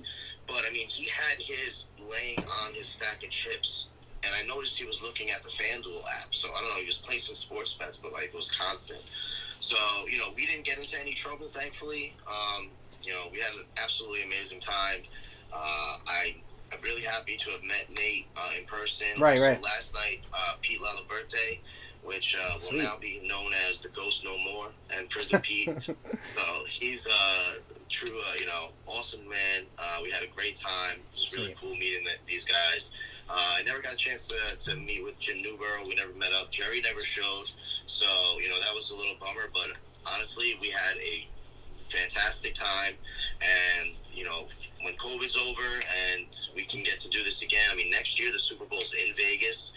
So I'm really looking forward to kind of planning something really big and having, all you guys come out and or as many people can and, doing a few days for next year's Super Bowl, if not sooner. So Vegas trip, DasBreakers style is going to happen, and it has to happen. Live in-person break from the Bellagio penthouse. That's what we got to shoot for. Yeah, I mean, we can do it in person. That would be sick. Now that we're on while we're on the topic of the casino, you did obviously hit on the bets when you had the Buccaneers plus points, money line, etc. So you wanted to get paid out right away because you wanted to go enjoy the rest of the night. You told me that there was an issue in the casino cashing your ticket. What the heck happened with that? I saw something on Facebook like people getting kicked out of the casino because they got a little rowdy about it and stuff like that. What was happening? Did you guys ever get to the bottom of that?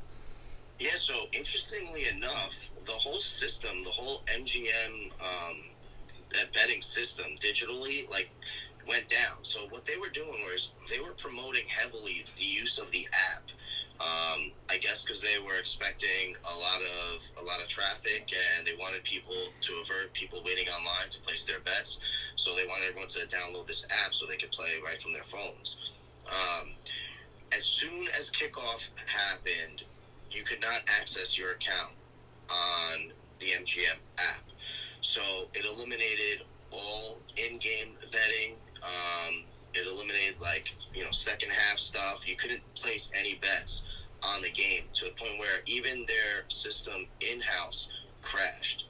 So after the game, we went to cash our tickets. We couldn't do it. We actually couldn't cash anything until it was about 15 hours later. So they got everything back up and running. But I think a lot of people that were leaving Monday morning or late Sunday night and had winning tickets didn't have a chance to cash their tickets. That's so annoying. it was kind of, I don't know if it was a hack job or what, but I mean, that's a pretty big system to go down. On the biggest day of the year, the biggest betting day of the year. On the biggest betting day of the year. So I don't know what it was. You know, the conspiracy theorist in me, you know, I have my ideas, but I don't know. But we got our money, and that's all that really mattered. And it's interesting that they wanted you to use the app too, because I feel like with that kind of stuff, the apps are usually the first to go, because I know every year on the first day of the NFL season, you always have a hard time putting in your bets, right? If you're doing it around game time, it always crashes. So on a big day like that in Vegas, I mean, I don't know how it works proximity-wise, if it's on the same server or different ways, but like it's crazy that they would want to go that, to be more confident about having that as opposed to the in-person wagers, where they obviously have the paper copies both ways. That's strange. Yeah, like I said, I don't know what happened, if it was hackers, or if it was just a server going down for too much traffic. But I can imagine that it was under some frustrating times, and the big guys, big managers were standing at security at the sports book when you went to go cash your ticket, because a lot of people were angry. They couldn't cash their money. I mean, we had a good amount of money on it, and it was okay because we knew we were going to be there for a couple more days, so we really weren't that worried about it. But I could imagine someone that placed a hefty bet and wanted to get cash it in right after the game was over and couldn't, that could be very frustrating. So, but they got it all situated, and I think it'll be all right. All right, word. As far as that game goes, did you expect Tom Brady and the Buccaneers to obviously you bet on them, but did you expect the game to go down like that? So, it's interesting. Going into Vegas, I was torn, but I was going to bet the Chiefs. I was leaning Chiefs, and I really like the Chiefs. As the day approached and the game started coming, closer, and we were meeting people there, I'm seeing people wearing jerseys and stuff, and everybody, and I mean everybody that I was talking to were asking like the Chiefs, including yourself. Right. So everybody liked the Chiefs, and of course, being experienced and knowing that the public usually has a problem in those situations, I started thinking of other scenarios why maybe I shouldn't bet the Chiefs, and there were a couple of big factors for me. One, obviously the Tom Brady factor, okay, because he's the greatest of all time. Two, Patrick Mahomes was a little bit banged up. And three, something that I was trying to figure out, because I really do like the Tampa Bay defense, and they've been stellar throughout this second half of the season, and of course in the playoffs.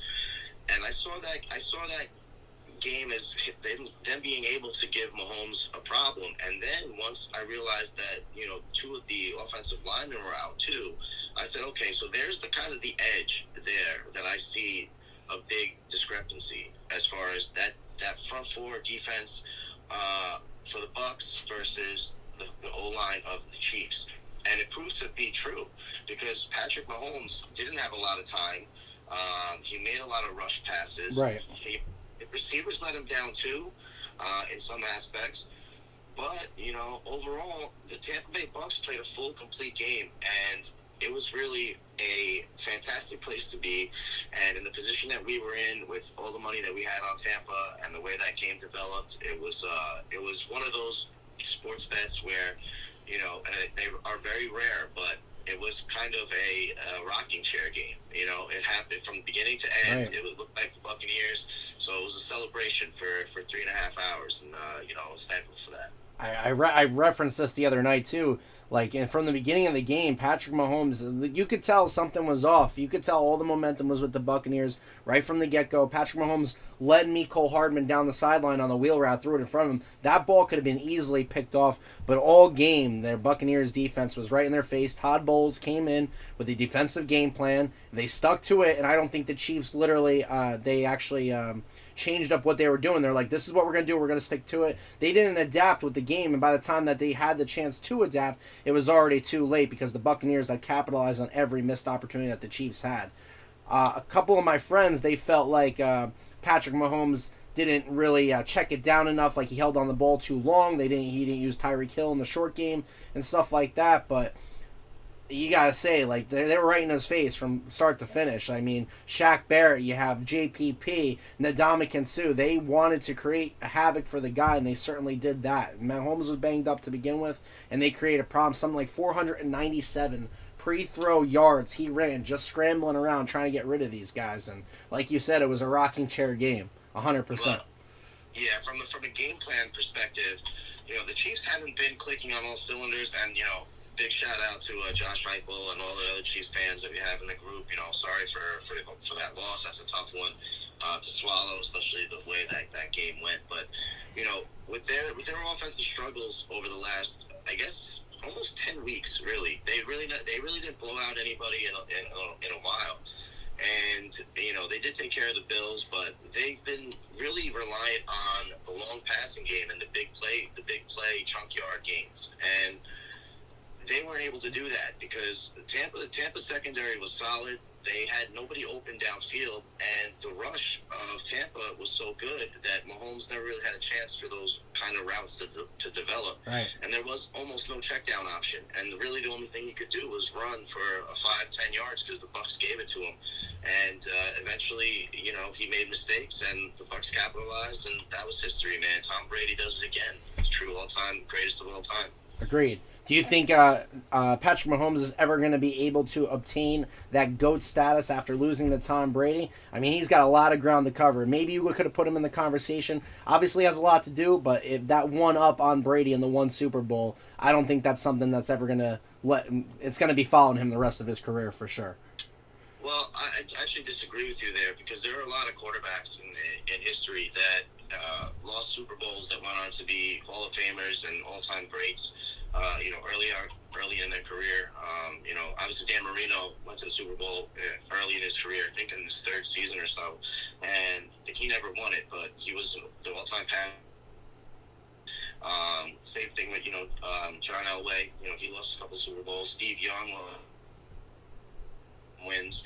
So these are all great quarterbacks, and Mahomes has already won one. I think they're. And I think that even though he couldn't beat Tom Brady in this regard, I wouldn't be surprised down the road between these two teams before it's all said and done. Because I do think Mahomes is probably the future and take us to the next 5 to 10 years. If Justin Herbert is, but Mahomes is going to be the guy. His card values are still going to rise. He's still going to be. This one, he still has one under his belt, so I'm not too worried about Patrick Mahomes. Good. Sean Ridgway says Devin White is a freaking beast. Devin White was a big part of that defensive play too.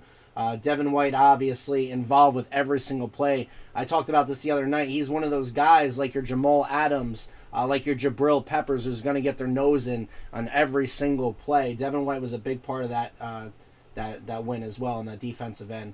Luke Vicari says, Sports Talk, that we should make episodes. Funny that you say that, Luke. It's something that we've actually considered doing. Obviously, we're still trying to figure out some things with doing the breaks and coordinating stuff with that, but definitely something to keep in mind. Now, to switch gears away from the sports talk, let's talk about sports cards. What do you think about Vegas Dave? Did you see him in Vegas? Did you punch him in the face? No, when we walked into the Bellagio, though, we walked right past Scott Storch, and it was definitely Scott Storch. Not everybody knows who that is, but music producer, made beats. Still Dre is one of his most famous beats. So I didn't see it down on the little man that he is, but listen, Vegas Dave has a pretty good platform now. Dated that chick, one of the girls that was flashing at the back of the. I forget what her name is, but he was dating her. He's got a pretty good reach. I don't disagree with everything that he's saying, but he's also saying, that still gives 3 to 3 years of. So I don't really know what his motive is here. He says he wants to protect the hobby. I do think that prices are and have been some items, because the rate of rise in values, that it really doesn't make sense in a lot of different investments. Anything go, raise 250% in just a couple of weeks, I don't think the hobby is going anywhere. I would like to down a bit, and maybe it's not all a bad thing if, the cards don't sell for as crazy. Here's what I do know. I do know that most of the people, the true hobbyists, are never for their entire life, and to be honest, a lot of them probably got backed out of the hobby pricing and everything that's happened over the last year. So it would be good to get back to a little bit of a balance where, because of things being so expensive, maybe if the prices on boxes or singles went down, the prices of boxes, do some affordable breaks where, people would be able to get in and have some fun, because I don't think it's going. Cards are still always going to sell, for something, and there are always going to be rarer cards, other cards, and there'll always be base cards that are worthless. But, hot right now, why even try to kill it? Same thing with the stock market. Stock market goes seemingly right now. And does it make sense in an economic standpoint? Not necessarily. About sports cards as opposed to the stock market. Now, the stock market, probably 80 in stocks at some point, whether it's, day trading or owning some positions in some big company raise, or your company 401ks, and everyone's got some kind of investment in some kind of stocks. It's unlimited. You can buy multiple shares of any business or any public company that you want. Correct. Sports cards, even if there are 10, 20,000 Luka Doncic, so that's only 20,000 pieces in a world that has, a billion people. Hey, Das, let me cut you off really quick, man. Let me try to reconnect with you. Hold on, because you keep jumping in and out. It's like lagging or something. Sean Ridgway said you have a cricket phone. So let me try to call you right back real quick, because you have a really good point on this. All right.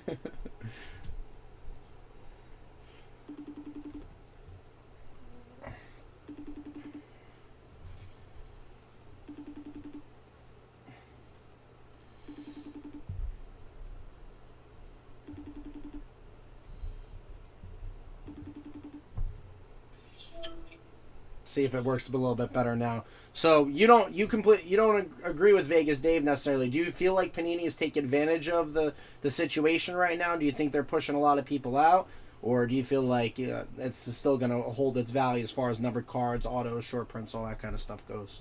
Yeah, I mean, short prints, the rarity in the long run, are going to be worth a lot of money. I think that's where the big money is to be made in the long run.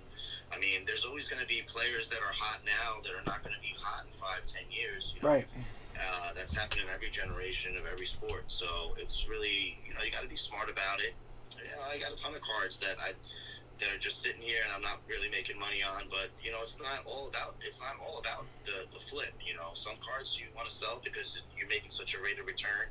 And that's where we're at this point where we're getting so many people are coming into the hobby that are coming from an investment background and strictly just doing this for investment purposes. Correct. And that's all well and good, but they don't know the cyclicalness of cards, and maybe they're not the greatest of sports fans. They're all doing it for the bottom dollar, and that's fine. You can do it that way, but for us, and I think for people that are in our community, that like to rip cards because they enjoy it and they like to collect cards and sell some, keep some, grade some, burn some if they want to burn some. I think there'll always be a market for the hobbyists, and in the long run, that'll keep it strong.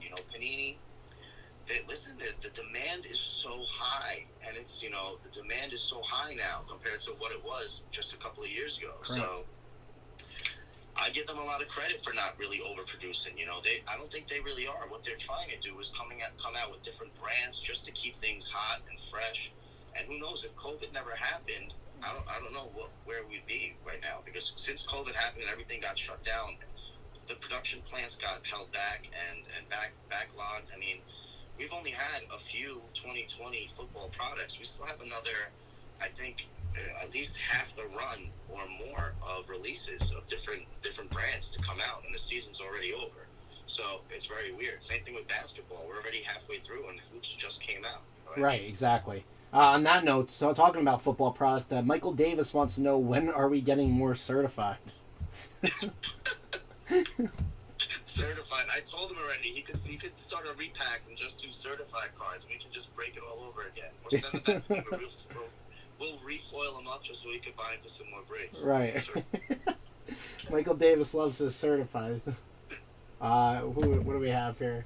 Vegas. Let's talk more about Vegas. Let's talk more about Vegas? All right. Oh, by the way, a couple of our group members are requesting that we accept Bitcoin as payment for breaks. Hey, listen, I'll look into it. It's possible. It's definitely possible one day. You know, there's really no limit. It all depends on what Shopify will let us use. Right. You know, they have a lot of options. You know, Afterpay is a unique thing that we do. So, you know, if you guys want to pay with Bitcoin and they start accepting Bitcoin, then as long as that money clears on my bank, we can do it. Talking about Vegas, how many hours did you actually get to sleep? Did you go the whole time, or? So we were there from Thursday through tonight, or yesterday, this morning I should say. Whew, how many hours of sleep did I get? 2, 5, 8, and so there's 2, about 10. 10 hours of sleep the whole time. So you're going to wake up and it's going to be time to go live for High End Wednesday. You do know that, right? And you're going to be all messed up with that time lag. Yeah, the time change is crazy. I mean, and another thing that, you know, actually, FOY, you and I were talking about it, but we can get into it with the other guys. Being on the West Coast and kind of feeling what it feels like for DasBreakers to be live. On the East Coast, it's at 9:30 right. p.m. But you're on the West Coast, it's 6 o'clock. You're not ready to be breaking cards at all. No. Like, you know, you're barely home from work. You're having dinner. You know, the family is all still awake, and you have to do things like that. And there are, you know, engagements that need to be had. So it was interesting to feel the time, the time difference in a DasBreakers show aspect. So I think we're going to try something a little bit different here, where, you know, we talked about it and having like multiple shifts at night, where, you know, the East Coast will be 9:30 p.m. until like 1 a.m. and then have another guy come on from like 2 a.m. to like 6 a.m. and really hit that West Coast market too. Right. So because it's tough on our end too when we're going live at 8, 9 o'clock at night and it's already 2 o'clock in the morning when we've already been 5 to 6. But you figure, guys, that we're talking. Antonio Ridley said, "Trust me, I'm from Seattle." The story is, like, when we're finishing up our like betting and stuff like that, our games end at 10 o'clock. Then we go on the freaking we buy some cards, we buy into some breaks, and then we're tapped out like 1 o'clock in the morning. We go to sleep. Those guys, their last games are ending at 7 o'clock at night, and then maybe they're gonna go do some family stuff, put the kids to bed, spend some time with the wife, and then they're really sitting down 11 to 12 o'clock at night. And it's, 3, 4 a.m. here, and we're already, like, done on the East Coast. So it definitely is a change. So what Das and I were considering and doing, which we are going to do, especially next month, I go on FMLA leave, so I'll have more time to do this kind of stuff. But we'll probably do a shift, like, a 9 to, like, 12, a 9 to 1, something like that. And then maybe really try to do, like, a 2 to 5 in the morning to really attack that West Coast thing. Because there is a whole untapped market as far as that goes, too. I can't tell you how many times I woke up and basketball games were already like at halftime, and I was like, "What?" I'm like, "The games, you know, I'm so used to NBA games starting at night, right?" You know, and that wasn't the case out there. You know, 7 o'clock Eastern start time is only at 4 p.m. out there, so you really, you know, I was missing tip-offs like crazy. Michael Davis wants to know how many times you got lost in the hotel. The first day or two, I mean, these are massive, you know, establishments. You know, the casino floors are vast. The architecture is incredible, and they're really big buildings. And it did take like a day at each spot to really understand which direction I needed to go in to find what table I was going to lose my money next, or if I could find where my room would be. So it did take a little while navigating. Definitely very challenging when you're absolutely wasted too. Yeah, well, when you're hammered, it's it is a challenge, but it's also fun because you never know what you're going to run into. Absolutely. Luke Vicari said, "Do you think more new products will be coming? Already have Mosaic, Zenith, and Hoops Premium." So I guess to rephrase this question, do you think that obviously Panini keeps trying to come out with these new edition products. Zenith was out a few years ago and they just brought it back this year. Do you think they're going to come out with something more unique to test the market and maybe have like a new Prism or Mosaic or something like that along those lines? Well, doing Mosaic football this year was new. So they're really pushing the Mosaic brand because they give you a lot of cards. They have good card stock, a lot of shiny cards, and everyone loves those. I think they have to. I think they have to release new things because if they just do, Prism and flood the market with just making Prism cards, it's tough. And I know you mentioned earlier, Select is going to be retail edition this year in football. It's a bummer. That is a little bit discouraging, but you know what it does mean, because there's going to be a lot more to go around with retail, but it does mean that previous year's Select, which were hobby only, are going to be that much more rare because the print run had to be a lot less. So, that's why that'll make those more because there'll be less supply and probably higher demand for that kind of stuff. So you got to take it as it comes. I'm not an executive at Panini. I don't know, what their real business plan is. I really, truly hope that it's not to just print, like printing money, and because that always will devalue any product or cash. Anybody that does that. So the more you print, the less valuable it will be. So hopefully they can spread it around and create some new brands and some new items to figure things out. I think it's beneficial for everybody. Right, of course. And you said you wanted to talk about Vegas one more time. And you had mentioned earlier in this conversation, I don't expect you to go too far into detail with this, but you said fell in love in Vegas. He fell in love in Vegas. So I like the story about the first guy who walked up to you and mentioned the friend of the girl. I'm not going there. That's a detailed one. All right. Okay.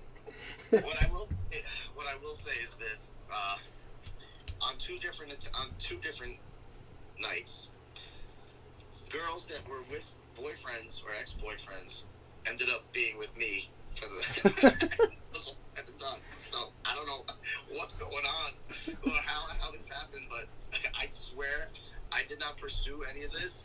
These were opportunities that just arose and fell into play, and Nate can attest to it. And you know what? I'm not even in love with those. I found another girl. It's just so beautiful. Who approached who? Did you approach the girl? Did she approach you? Or did Nate just walk up to her and say, "Hey, you want to play Plinko?" No, she was a host at the Super Bowl party we were at. She was just working the door, taking the reservations and seating you and stuff. She was a freelance host, like they hired her for that job, and then we found out that she was actually so at a couple of new resorts down there. One's called Circa, and Circa is really cool. It's only been open 3 months. They have loud music playing throughout. The girls are dressed cute, and they deal blackjack and roulette, and they rotate as they go around. Like they take turns dancing on like a box, kind of like like a Vegas club scene where the girls would dance in a cage or whatever. Yeah. And so they do that on the casino floor, and she just happened to be one of those girls, and super cool chick. I shouldn't have said chick, but super cool girl, and we got to talking at the Super Bowl party, and she was so regular, so it was nice. But I don't know. We'll see what happens. They say what happens in Vegas stays in Vegas, but it seems like you brought the affection home, and Das, no word of a lie, guys. He's ready to hop back right up on a plane and get back there. Maybe make a surprise appearance for Valentine's Day. I don't know. Oh, that's not a bad idea. That was my great idea I messaged you about, by the way. That was my great idea. I said I have a great idea. What I will say about Vegas, and when it comes to us, we we've met, you and I both, we've met so many cool people in the hobby. 100%. Whole group, and guys, girls, everything. So we met a lot of good people that I consider friends, and you guys are not just customers, you're not just clients.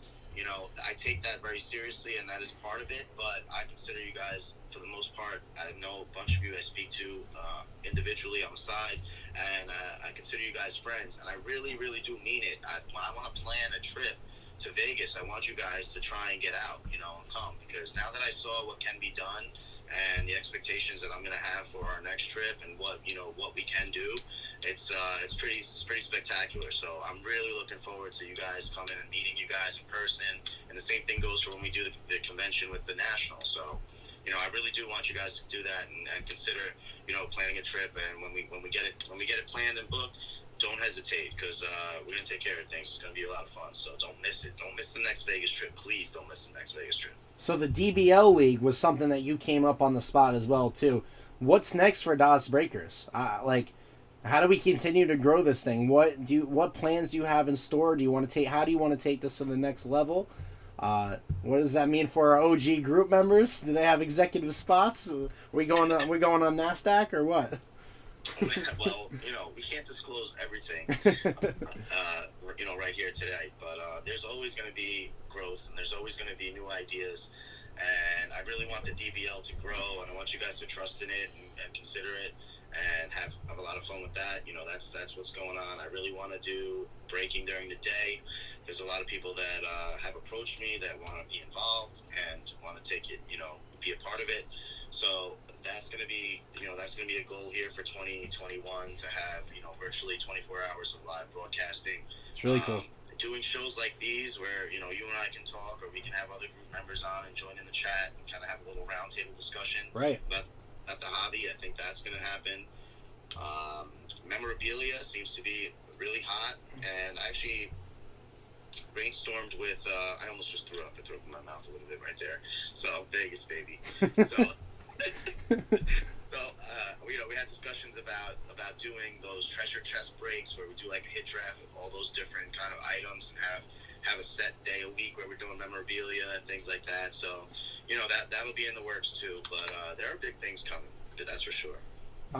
Luke asked, I guess this is a question for me. He said, already asked Das, who are the top 3 players from NBA and top 3 from the NFL to invest in right now? Devontae Graham, Darius Nelson. No, I'm just kidding.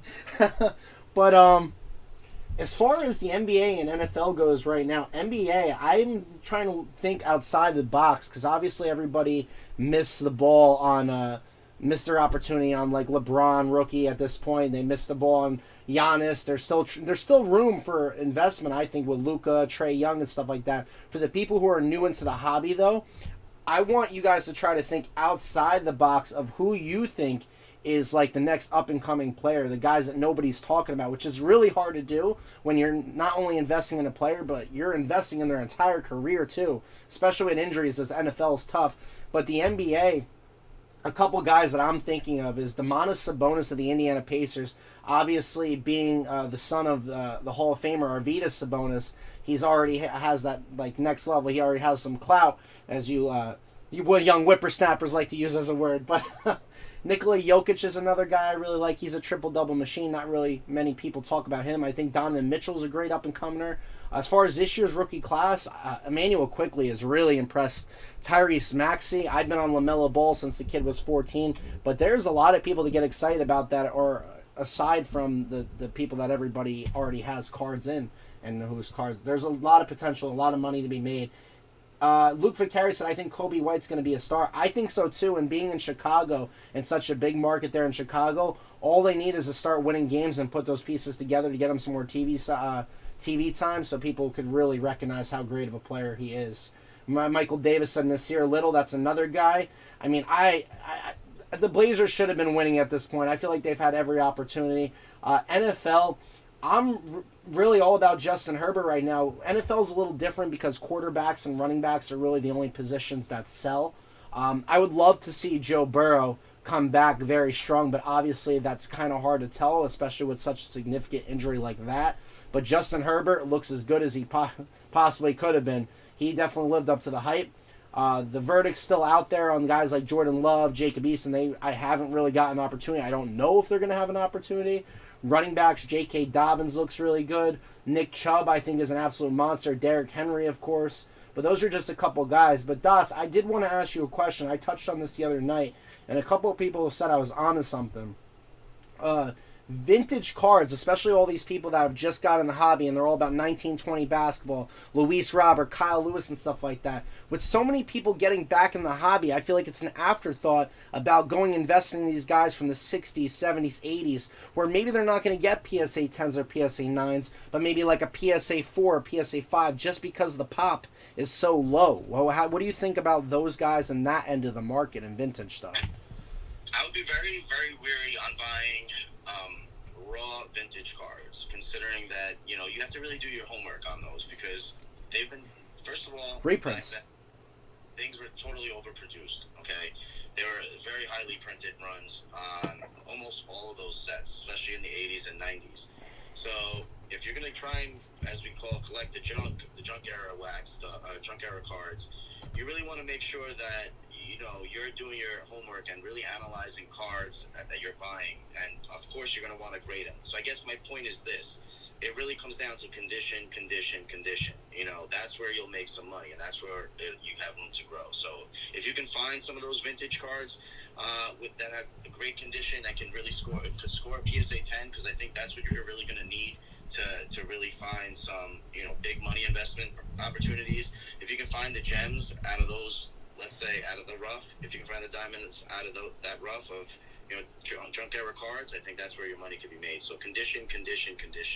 But I'm going to have to disagree with you a little bit here, and I think that's fine too, though, because like those cards from the 60s and 70s, these guys like Jerry West, maybe like a Bob Cousy or something like that, the best card out there that's graded, or maybe it only like a PSA 5, PSA 6, but there might be maybe 3, 10 in existence, and I think that might put it over the top too, where it doesn't necessarily need to be a PSA 10. Well, now, when you talk about 60s and 70s, it's different, because 60s and 70s cards were always rare. Those were the ones that got thrown out by people's parents, you know, by their mothers and fathers. And those were rare. They were printed less. It wasn't a boom until like the 1980s, where, you know, the Griffey card or the 89 Fleer that was really boomed and ultimately overproduced and really hurt the value of Griffey rookies. So from 85 or 84 to about late 90s, early 2000s was where there was just an abundance of cards. But if you're talking 60s and 70s, you're right. You don't need a PSA 10 to really make some good money. But, I mean, I don't feel like investing in Bob Cousy, but if you want to, go ahead. No, but I'm saying even guys like Shaquille O'Neal or Reggie Miller, because I said this to you the other day, if you look at guys like Tyler Hero and stuff like that, how I want to look at these guys is like, yeah, if you get them in a break, you get the Miami Heat and you get a silver Tyler Hero, obviously we all know it's going to sell and stuff like that. But when we're talking longevity of the hobby, when we're talking about stability, is Tyler Hero really going to go up that much more in value in 10 to 15 years? Like when we write the story of the NBA in 15 years from now, is Tyler Hero going to be included in that conversation? And I think that's a really good way to assess about what players that you want to invest in. Because to be completely honest with you, I invested in, not that I spent millions and thousands of dollars, but like I like Devontae Graham. I think he was an up-and-comer guy. He's a little bit of a stretch. He's going to be a decent player. He's going to be a good role player. But in the back of my head, I'm like, this guy's value is never going to go up how I want it to be, because he's never going to be one of those guys that I'm going to even consider putting in a top 10 player of all time or something like that. But you have a short-term position on that kind of guy, because if they make the playoffs or if they get to the NBA Finals, if LaMelo Ball is a superstar and this guy, you know, produces as their number 2 scorer and they make a big deep run, where his card value is now has significant room to grow. A guy like Tyler Hero, and you guys know that I sold all my Tyler Heroes last year, and I made a point to invest mid-season on Tyler Hero, knowing that I predicted that the Heat would be a significant player in the Eastern Conference, and I was right. So I bought a lot of Tyler Hero, I graded a lot of Tyler Hero, and I got him back as the playoffs were coming, and I was selling him in increments after every every round that they advanced in, I sold off Tyler Hero, and I made a good amount of profit on Tyler Hero. So it all depends on how you believe the guy will be. And like you said, just because you don't think Tyler Hero is going to be one of the top 50 NBA players of all time when it's all said and done, doesn't mean there's not a window there to make a nice little profit. Absolutely. Taylor Horton Tucker, perfect example. Well, Taylor Horton Tucker, yes, that's another guy. You got to sell the boom on these guys, on guys that you know aren't going to be long-standing household names. You just, you buy. Maybe if you want to keep one because you like the guy, and maybe there is a small chance in your mind that he's going to be great, you keep one of his cards. But sell the others, and you can always rebuy. You can always rebuy the cards if you absolutely want. And I think that's where this game comes into too. It's looking at those guys, watching the sport, and I think that's a big part of this hobby. You need to know what you're watching too if you're going to look in those short-term investments in the flipping. Obviously, you can look at, everybody's talking about Zion, everybody's talking about Luka, everybody's talking about Trae Young, and that's the easy part. But really projecting these guys and assessing their ability to play the game of whatever sport they're playing, I think is a big part of it. Yeah, exactly, 100%. Robert McCrae brought up a really good point. He said, remember there were no basketball cards made in 81-82 when Topps stopped making basketball cards. Then Star made for 2 years. Then 1986 was Fleer, and that's one reason why Jordan's rookie is so worthy of the dollar. Absolutely right. I mean, Robert's an OG collector. So, he was around back then. He was probably collecting back then, too. Same thing with Pete Laliberte. I was talking to him yesterday. He's just he loves collecting. I mean, he's in his 50s. Very cool dude. We had a great time. We got him drunk. He lost a little bit of money, but it was fun. But we went to, I took them out to dinner. It was a good time. But look, it's tough. I think you gotta play the ups and downs, and you gotta take it for what it is.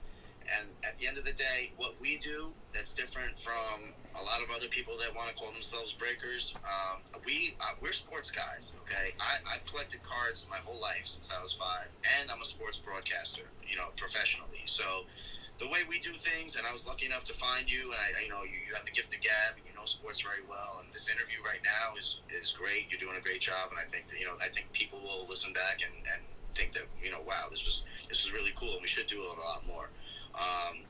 So, the cards will always be there, and there'll always be interest on breaking things. Now, whether or not we want to go back and we want to get an 86 and get to the point where we can do an 86, 87 Fleer basketball case break or something stupid like that, that'll be determined by how big we actually end up growing to. But the possibilities are endless. We can go hunting for wherever you guys want, whether the card's going to be worth $5 or $500,000. I think the point is the fun, hanging out, the camaraderie, the chase, the excitement of not knowing what's coming next. That shipping package that comes every week that you guys are excited or sometimes not excited to open. I think it's all part of the love, all part of the game, and it's just a good escape from the everyday struggles of the rigmarole in life. So I think we have a good product. I think that you and I are two of the best that are doing it right now. I'll never disagree with that, and no one's ever going to tell me differently. So I just want to keep growing it. I'm going to keep doing the right thing. I'm also willing to critiques and criticisms by any of you guys that have something to say or give us some kind of recommendation. Please don't feel like you're not gonna upset us. We will take everything you say into consideration and hopefully learn and grow from it. So we really just want it to be a safe community, where a trustworthy community. We're going to be there every day, and it's somewhere for you guys to come, hang out, have a drink, get in a break, not get in a break. Either way, just enjoy what you're watching. And I think that's part of broadcasting. It's part of entertainment. It's part of producing, and really that's what I've always wanted to do. So I think it's going to be fine. I think it's going to be good no matter what happens to the card market as far as single sales. Yeah, and Michael Davis actually just said what makes us different is that we're all family. And I couldn't agree with more with that. Josh Heupel says, I'm a collector from the mid to late 90s, and I actually had a local sports talk show on ESPN for 2 years, and that Das and you both share that aspect. Awesome. Thank you, Josh. I mean, I appreciate that. We'll see. Sports talk and sports cards on Sports Talk is certainly in the cards. No pun intended. Speaking of cards, Michael Davis hit this Justin Herbert right before we left. It's a silver. It's a little off center. He wanted me to sell it, so I'm going to put it up on the page tomorrow and see if anybody wants it. If not, we're going to issue it to Clutch Consignments and put it up for bidding. But it is a silver. It's nice. It has a surface scratch, which stinks. But if anybody is interested in it and wants to get close-up pictures of it, we'll probably be able to get it for a lot cheaper than what a regular silver would go for. But for sure. Charles Finelli said he feels like he just walked into a family meeting. What's up, guys? No, but on that note, Charles, I honestly do, like, what we have 14, 15 people watching. You guys have consistently been watching this conversation for literally an hour, and there's no breaking even going on right now. But I think this is a cool idea. But you guys, like, the day ones here, like Michael Davis, Josh Heupel, Phil Sparrow, like Wade Carruthers, Robert McCray. I don't want to miss anybody, but if I do, I'm sorry. Like Scott Levin from Josh Heupel, he brought him into it. Antonio Ridley. Whether you guys are into Lexi is another one. I can't forget Lexi. Whether or not you guys are in the breaks each night, a lot of you guys do get in the breaks every night, and we're definitely grateful for that. But you guys just come for the camaraderie, just hanging out. Sean Finney, another guy. There's so many of you guys, and I think that's so freaking awesome because that is what separates us from the best. Michael Davis, you hit it head on. We're all a family, and at any point in the day, you guys can message myself or Das. We might complain about it to each other a little bit sometimes if people are asking stupid questions where you could easily figure out the answers yourself. But we're always willing to answer any questions because I think that's a big part of this where a lot of other groups don't take into consideration the customer service, the family networking aspect. And that's what DasBreakers stands for. That's what Das wanted me to commit to when he thought about bringing me on. And everything that I've done up until this point has kind of been a reflection of Das. I started breaking early spring last year. I started with literally prestige boxes that I got ripped off on of a group member from like the Texas page. I literally lost $45-50 out of this break. You guys know you guys tease me. It takes forever for me to do breaks sometimes. It literally took me like 2.5 hours to do like a 10 blaster break. Lost money on it, and because I didn't take into consideration how much shipping costs.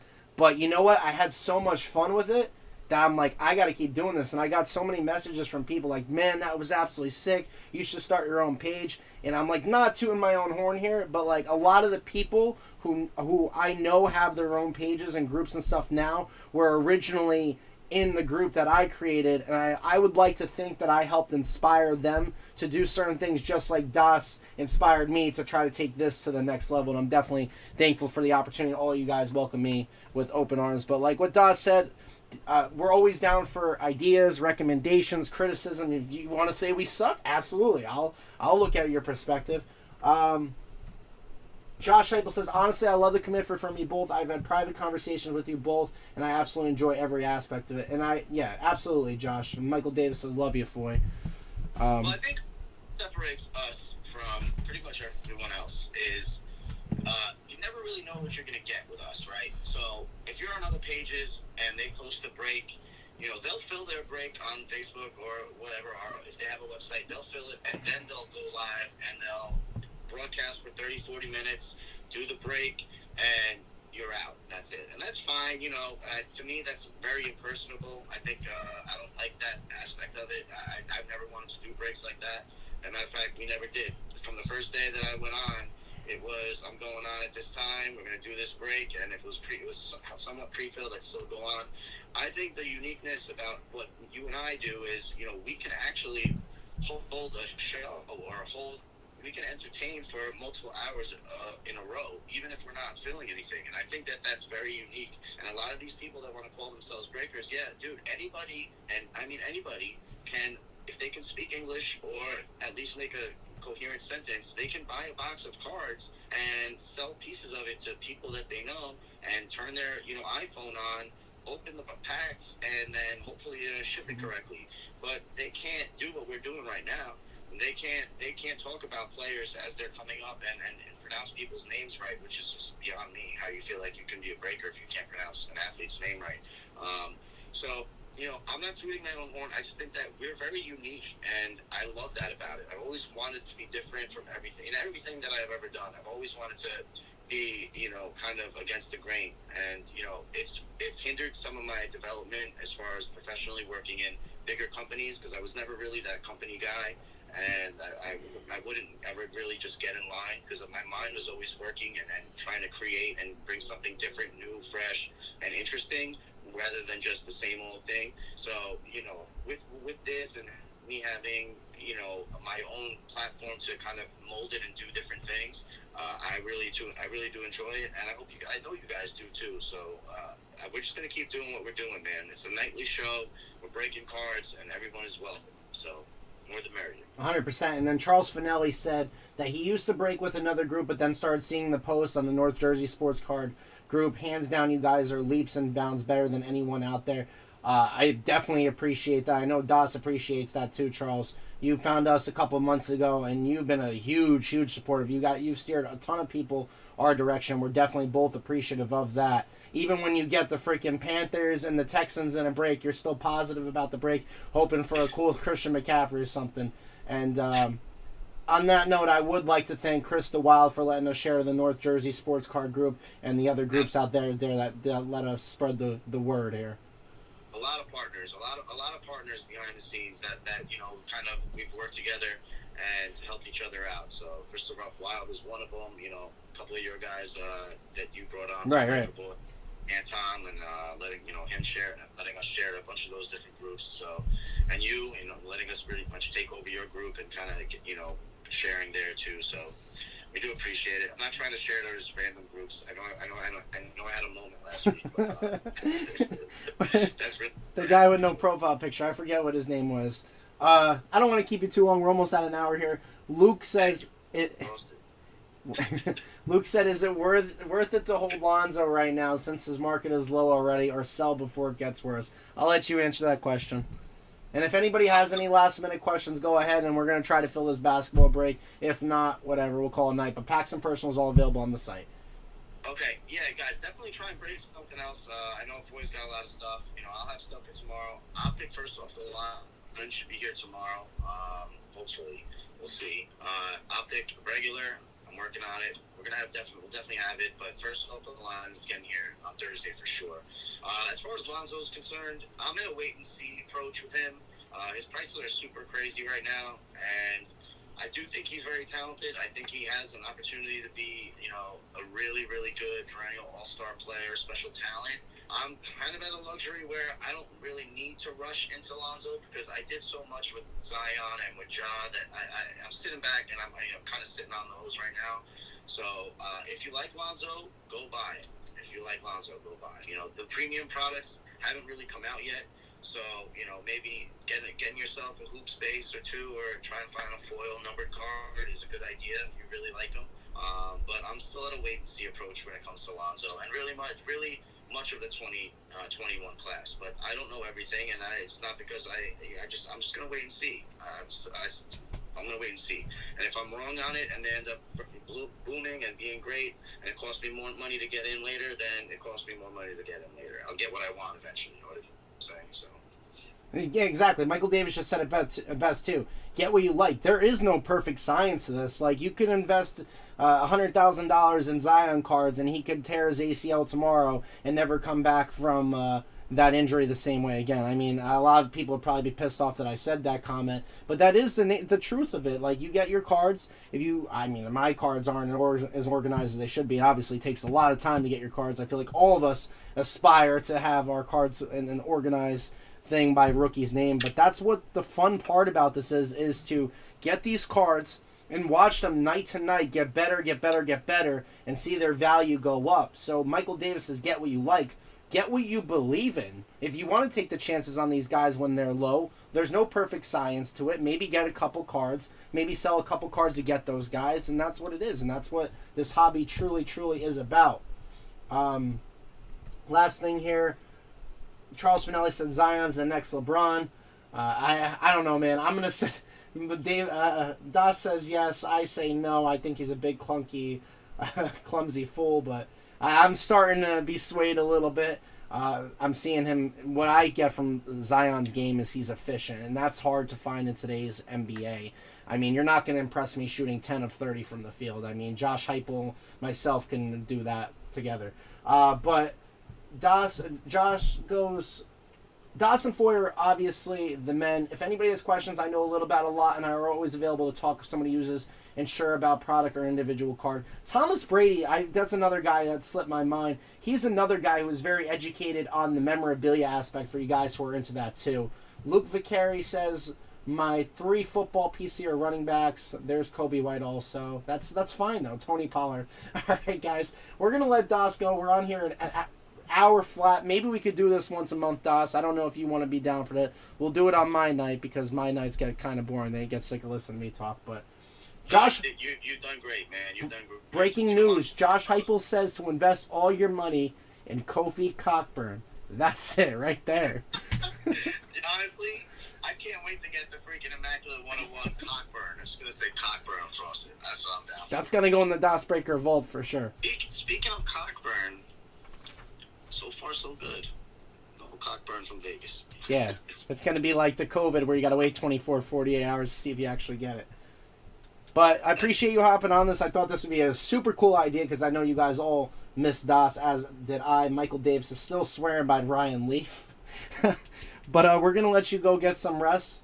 And we'll be looking forward to High End Wednesday, guys. I appreciate you guys all asking questions and being part of this, too. This was actually really, really cool. So I just got back in a couple hours ago. Everything is ready to be shipped. It's going to go out tomorrow. So you guys, anything that you bought from me last week will go out tomorrow. I'll be on tomorrow night for High End Wednesday, and we'll get it rolling again, man. No stopping. This is the one trip for a while now. So 6 days left. 6 days left in the DasBreakers League this round. Make sure you guys are getting involved. 444 is very attainable as far as a comp goes, especially with the contenders, guys. You get a rookie quarterback auto, and it's game over right there. And you could get a ton of money. What is it, $500, $525? Michael Davis says, let's break contenders divisions. Yeah, it's right up there on the site, guys. $97 a spot. Let's do it. I'm down. All right, get another break in. We'll see you guys tomorrow. Thank you, FOY, for doing what you do. And I'm proud of you, man. And I'm proud of you guys, DasBreakers family. Please, please, please consider my invite to get to Vegas or get to whatever our next trip is, because we're going to really have a lot of we have a lot of things in common, and it's just going to be a shit show. So you don't want to miss it. And our 3 things, what are they? Stay positive, stay smiling, stay vigilant, stay ripping. There you go. DasBreaker, guys. Michael Adasi will be back tomorrow night. Thank you guys again. See you later. Get some rest. All right. That was fun. That was definitely fun. That was really cool. That was definitely... I just saw Jackson Thompson's comment about, I don't know about that guy with Mako. That's funny. That's the cool thing about this, too. We all bust each other's balls like absolutely 24/7. All right, guys, here's the deal. Back to Rob Grimaldi's music. That was fun. That was really fun. That was my idea, by the way. I thought it'd be super cool to do that. We have 7 spots left in NBA hoops and premium stock if you guys want to do some basketball. Who's that goof on the phone? After Korea, I'm coming. Let's break contenders divisions. Kofi Cockburn. That's it, man. That's my new PC for sure. If anybody wants to do any packs or personals, floor is open for anything you guys want to do. We can rock contenders divisions if you guys so choose to. $97 a spot if you guys want to try to fill that. Try to take the lead in the DasBreakers League. That was fun, Charles. Hell yeah, man. Hell yeah. And I know you guys are saying that we're the best, this and that we separate ourselves from the rest of the pack. And I would like to think that too, but like 100%, guys. If I fuck up on something, I will be the first one to apologize, admit to it, and try to make it right. Just an example, I lost a wild card point of Charles Finelli's that he won in a break. I messaged a bunch of people. Nobody came forward with it. I mean, it was my mistake. It's not their fault. But I made that right for Charles. And, like, that's what I'm saying, guys. When we do mess up, the humility is there. And I'm not against admitting where I'm wrong. So, always looking to improve and being the best for you guys. Improving each and every day. Thanks to your help, guys. That's what happens to people when they try and bust my balls. Nate Page is the legend, holding it down, setting up the big trip for himself and Das. That was a lot of fun to hear about that. What are we ripping, guys? 7 spots left in the basketball, 95 a spot, or we can do contenders divisions, which I'd actually really love to do. Let's get another break in. If anybody wants to do packs, personals, let's do it. You're out of here. Ejected. Out of here. Ejected. Let's fill this basketball break. Robert McCray's in there. Ted Zarabi's in there. Just 7 spots left. Good idea, guys. Good idea. Couple people on the site.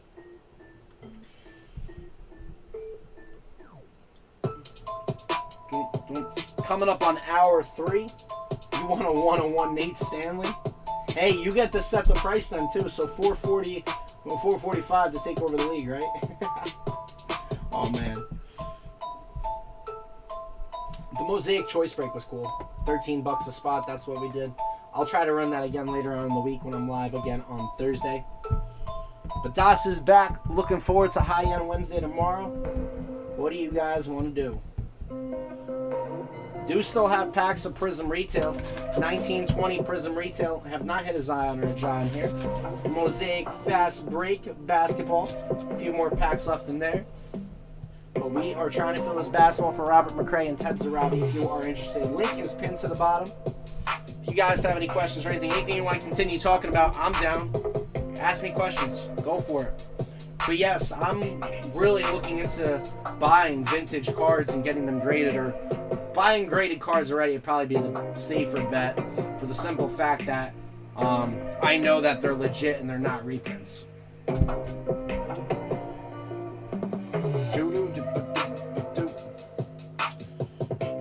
So the break is looking like NBA Hoops Premium Stock 2021 Hoops. Going LaMelo chasing. 2 autos per box. Yeah, Das's connection was messed up for a little bit. Him and his cricket phone.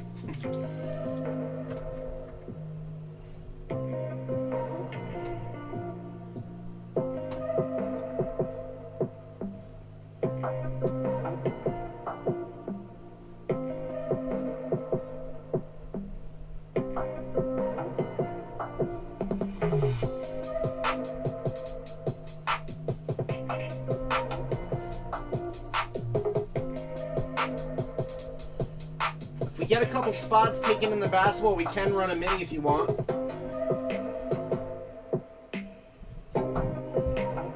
Das has cricket. I just bought a PSA wax pack, 1978 Topps football. Awesome, man. That's cool. That's sick, Charles. Can't believe nobody wants into this basketball break.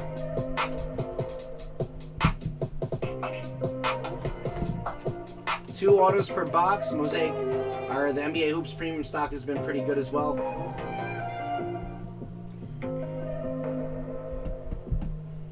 And I'm excited to have off on Friday and Monday, a 4-day weekend. I have a softball tournament Friday night, overnight in Lawrence Township, New Jersey.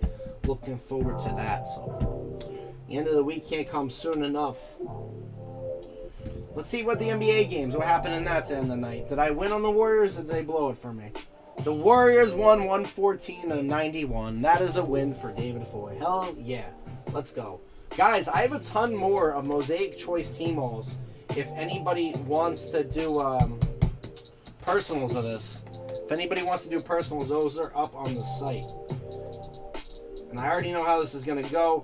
Just because I won, I'm going to give it back tomorrow. I'm going to give it back tomorrow, so I'm going to cash out right now. That way I have to think twice about spending it. I definitely needed a win. That was huge. Now withdraw. Good little win with the Warriors. Oh. Did you guys win any bets tonight? Any prop bets or anything?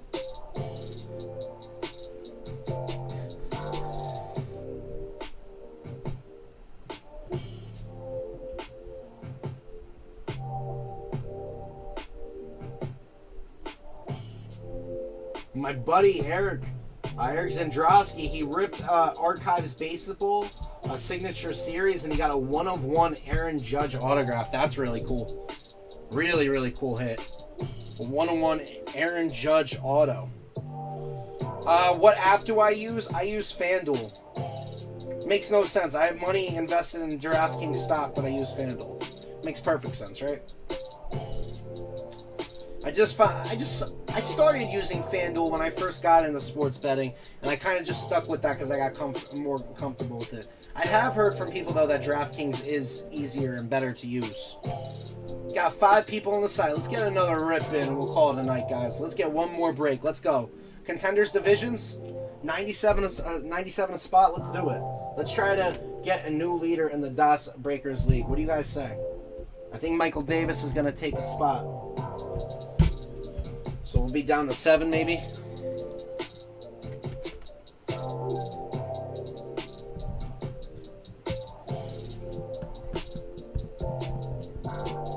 Are you a DraftKings guy, Charles? Man, this is where it gets tough, too, because I feel like the first part of football season was pretty predictable, and then it got a little tougher, but now it's basketball, college basketball, NBA, and hockey, which can go either way, and then there's baseball, which is really a crapshoot. Some people are really good at betting baseball games. I find it tough. I know baseball, but I just think it's really hard to predict. You go get a freaking Max Scherzer, Steven Strasburg, some ace pitcher, Garrett Cole, and they get lit up in the first inning, and there's no coming back.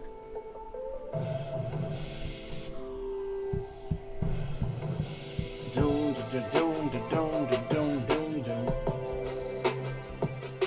5 people up on the site.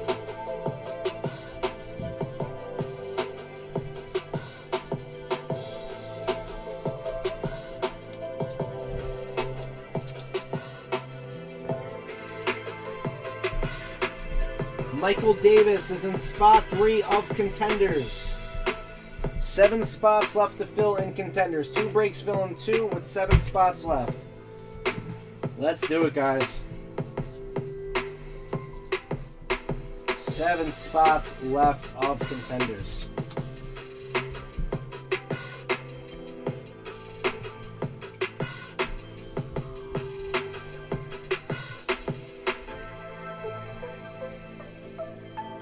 Charles Finelli is in a spot in the basketball and a spot in the football. Charles Finelli hops into spot number 7 on contenders football divisions.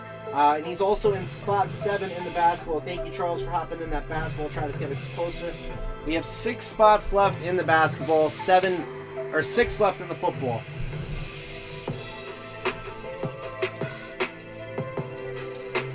Six spots left in both. Whatever you guys are feeling.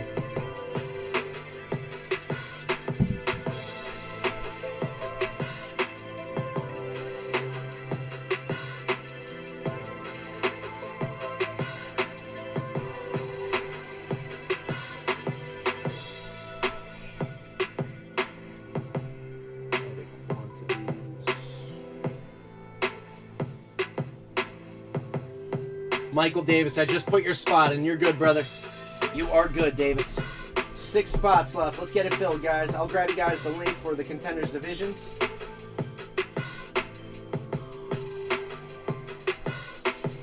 Yeah, guys, those are major cards that Robert has up on Clutch. 6 spots left in contenders divisions, guys. 97 a spot, or 95 in the basketball.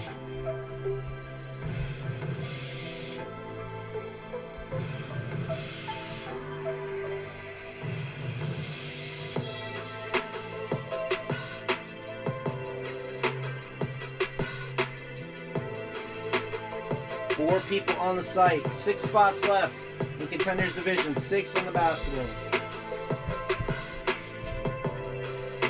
Yeah, but going back to the vintage cards that I was talking about, guys, go look at Shaquille O'Neal PSAs. Go look at Reggie Miller. Ray Allen's are on the rise. Allen Iverson rookies are probably tremendously undervalued. Guys who are already in the Hall of Fame are on their way to the Hall of Fame for sure. Like LeBron's an obvious one. Steph Curry's an obvious one.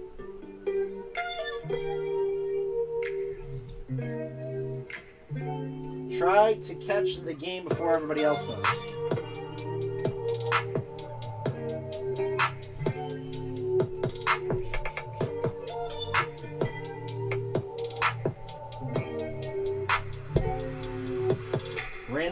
Divisions, Contenders Football. Let's go.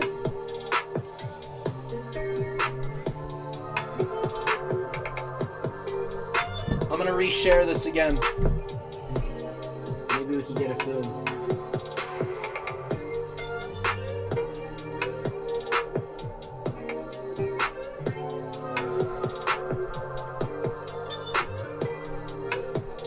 I can't believe the Nets lost again tonight. Did you believe that? To the Pistons. To the Pistons. What a letdown game. I knew that team wasn't going to be what everybody wanted them to be. I still don't think they're going to win the championship this year.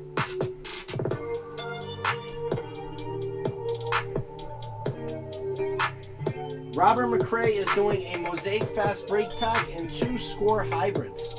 He said, let's just see some freaking shit rip, man. I'm sick of sitting here. Yeah, let's have some fun for sure. All right, Robert. 6 spots left, Contenders. Score hybrid.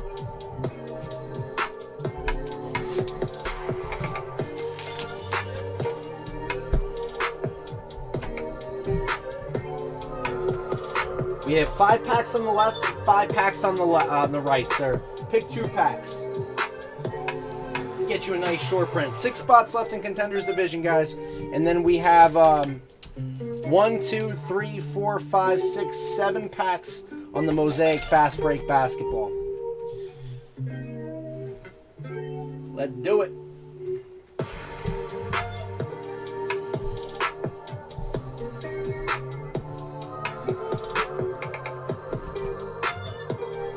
If you're just tuning in, hour 3 here, DasBreakers.com, FOY Fire in the house, Tuesday night.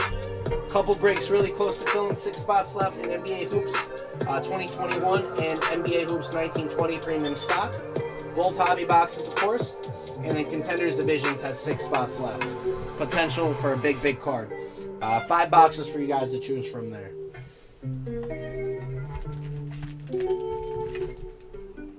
What numbers, Mr. McRae?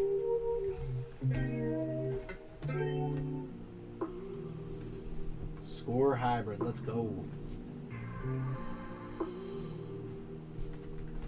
You got 5 packs on the left, 5 packs on the right. Give me 2 numbers, sir.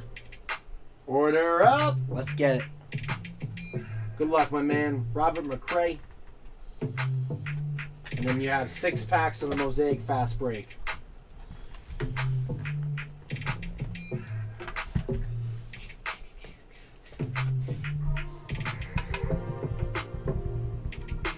Six spots left, Contenders Divisions.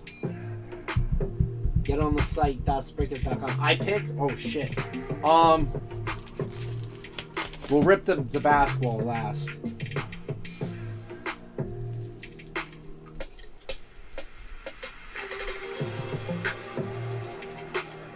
Feeling this one, man. I'm feeling this one right here.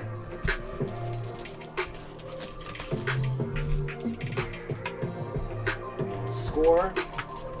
Let's go pack number 2 on the left. Feels a little heavy. And then we'll go the last pack on the right. Floor is yours until you say pass, Mr. McRae. You know the rules. Good luck, my man. Let's get one of these breaks filled, guys. 6 spots left in each. Score hybrid. Don't sleep on these. Jamal Adams of the New York Jets. Terrell Edmonds of the Steelers. Derrick Henry, Mr. 2000. Alshon Jeffrey of the Eagles. Calvin Ridley of the Atlanta Falcons. Darius Anderson at a TCU on the scorecard. Under the radar of Jameis Winston. I thought it was a Tom Brady at first. Jacob Eason, rookie draft. Trayvon Diggs of the Dallas Cowboys. And Chase Claypool of the Pittsburgh Steelers. Chase Claypool.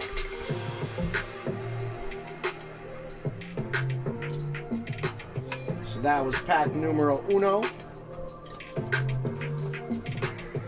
Trayvon Diggs. Jacob Eason. You never know. You never know what you're going to get. All right. Second pack.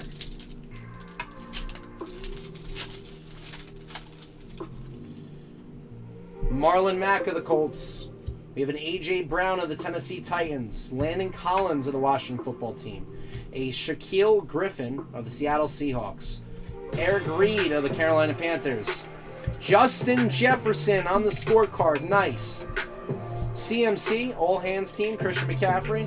A Fantasy Stars, Kamal Martin rookie, and a Van Jefferson of the Los Angeles Rams. Justin Jefferson. Not a bad little hit there. Justin Jefferson. And then our Mosaic Fast Break Pack. Yeah, guys, let's fill that Contenders Divisions. Come on, let's hit something big out of here. Danilo Gallinari of the Oklahoma City Thunder. We have a Bobby Portis. Jaren Jackson Jr. A Bogdan Bogdanovic. A silver mosaic. Come on, be a rookie. It is Nicolo Melli on the silver disco. All right. Silver disco Nico Melli. I wish it was a Zion. Vince Sanity, Vince Carter. A Jarrett Culver rookie. And a Wilt the Stilt Chamberlain MVP. So we did get a silver disco for you of a rookie, Nico Melli. He's been getting some playing time this year. Nicolo Melli on the silver disco. Pass or play, Mr. McCray?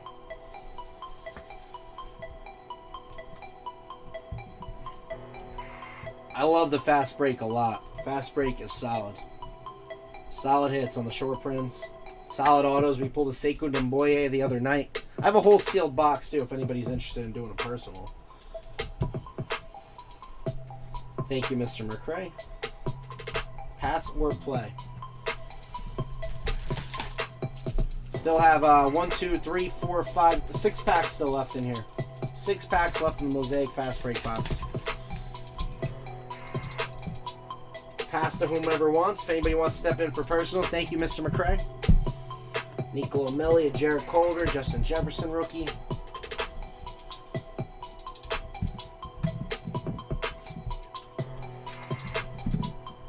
Couple breaks filling, guys.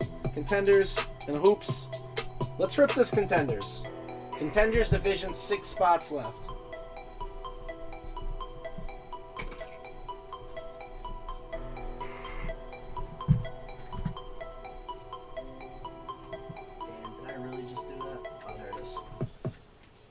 Thought I dropped a Sharpie on the floor. Michael Davis really hyping up this Contenders. Smart man.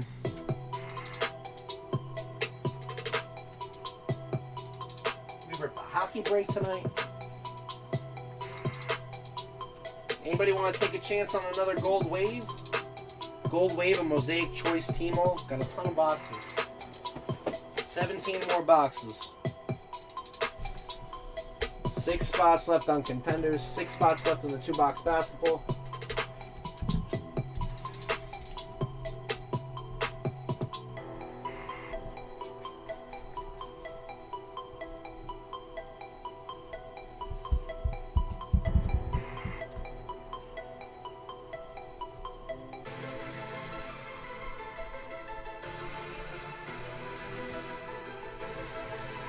What are we doing? What do you want? Rob made this? Can we muster up enough for Contenders Divisions?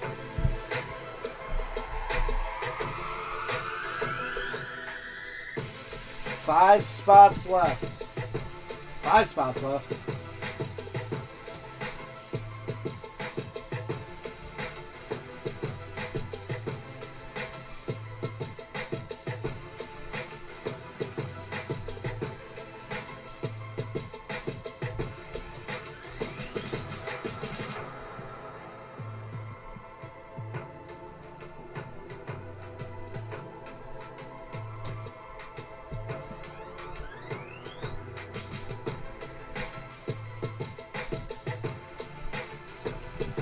Let's get it, guys. Let's get it.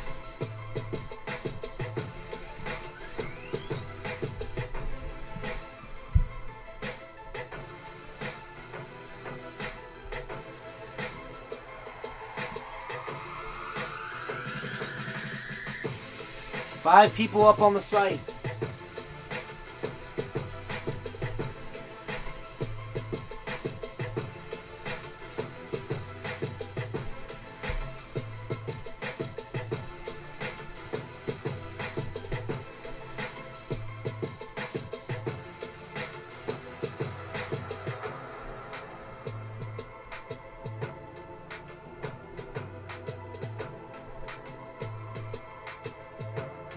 Nah, it's 6 left. Nobody has that other spot. That's a mistake. I don't know why it's like that. Maybe when I was taking off a spot, somebody came off. That's not right. We're down to 6 spots left, guys.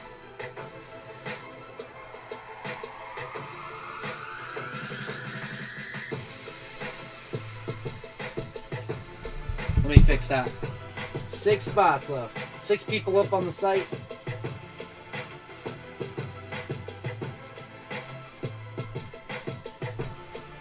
I think somebody should rip some Prism retail packs. Like I said, there hasn't been a Zion or a Ja pulled out of that box yet. So Charles is in 7, so spot 6 is available. That was strange.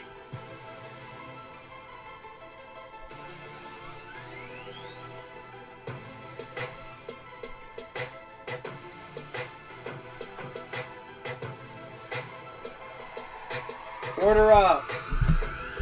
I hit 'em up. Grab the cops when you see Tupac. Call the cop when you see Tupac. Who shot because you punks didn't finish? Now you're about to feel the wrath of a menace.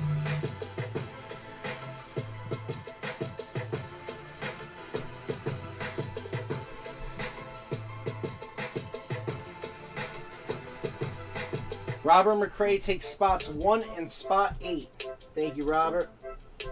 Robert McCray in 2 spots. All you guys are in the league, I think, too. So hopefully we can find a new champion. A new leader. 4 spots left in the football, guys. Let's do this thing. Contenders divisions, 4 spots left. 7 people are on the site.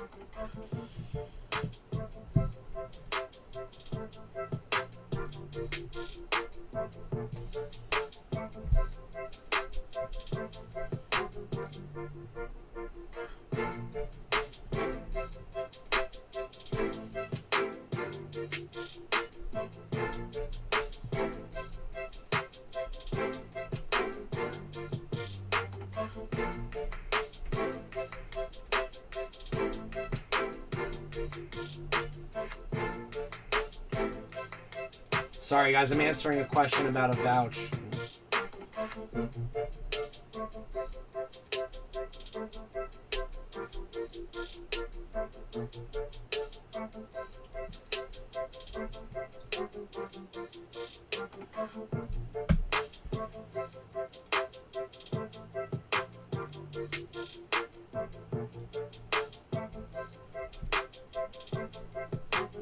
Order up. Chuck Vera is in spots number 5 and 4.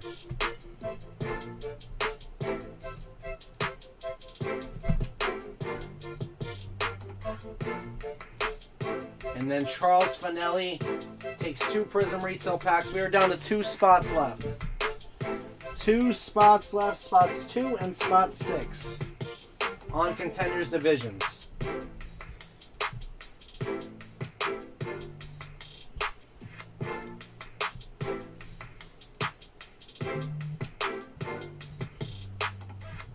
Two spots left, guys. Contenders Division 5 autos. Can you discount Contenders? Seems like they've been getting cheaper everywhere.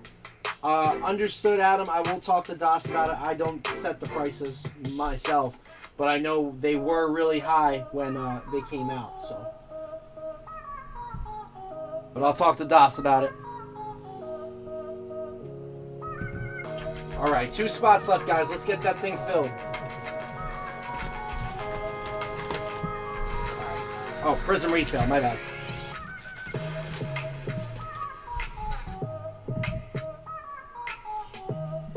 We got 1, 2, 3, 4, 5, 6, 7, 8, and 9. 9 packs. Let's go pack 2. And let's go the second to last pack here. You know what? For whatever reason, I'm feeling pack number 4. All right, good luck, Charles. Come on, man. Let's get you something nice. 2 spots left on Contenders Division. 6 spots left on the basketball. Let's go, Finelli. 2 packs and a pass. Seth Curry of the Dallas Mavericks. A Nicholas Batum. A green non-rookie of Langston Galloway. Damn. And a Mo Bamba. Mo Bamba.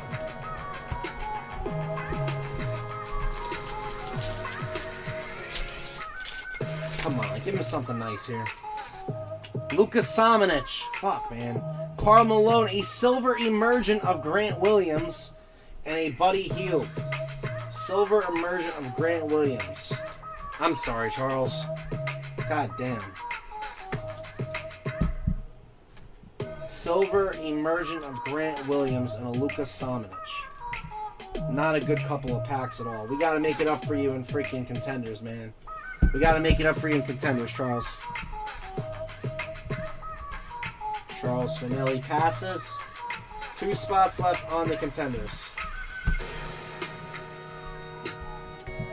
Yuck. That was bad. There are a few packs of Prism left in there.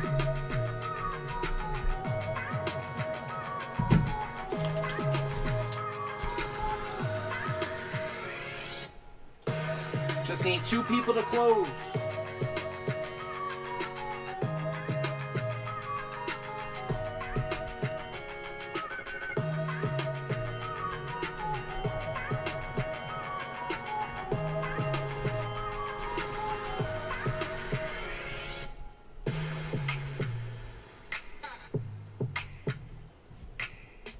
Who's closing this thing? Do you want to do a mini to close? We'll do 19. What's up, Heather? Do you want to do $19 a spot, 10 spots, top 2 get in?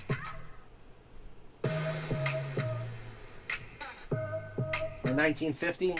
We'll do $19 a spot. 2 spots left in Contenders Divisions, guys.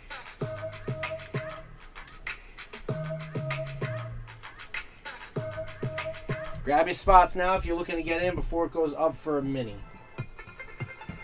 How was your day today, Heather? All right?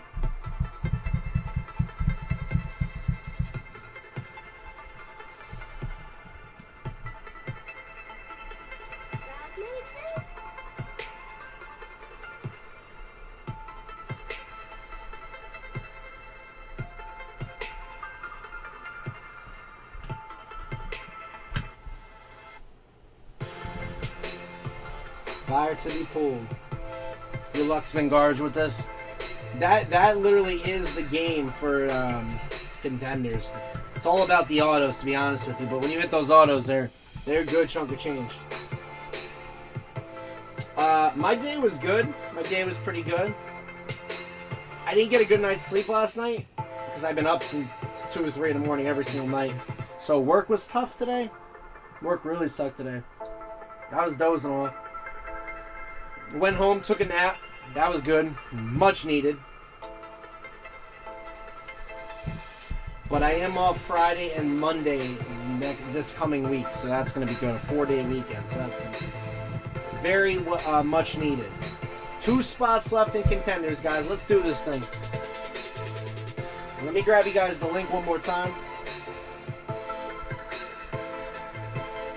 Contenders Division.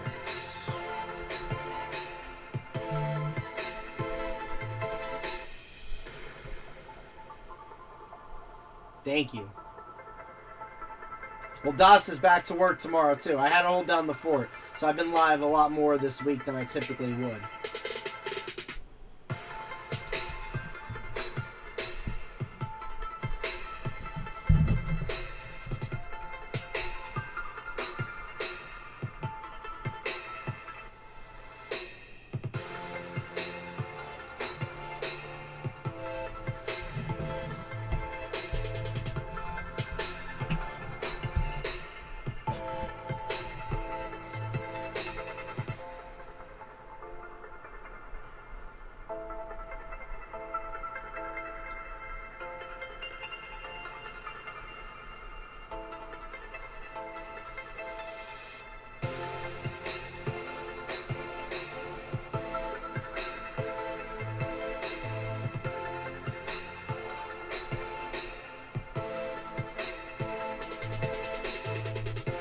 2 spots left. Contenders divisions, guys.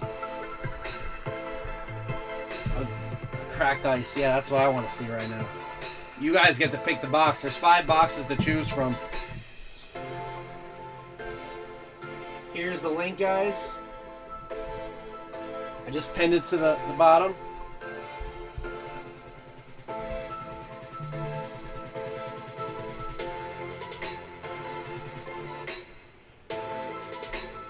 And we are closed. Adam Rumler. Adam Rumler closes us out spots 6 and spots 2.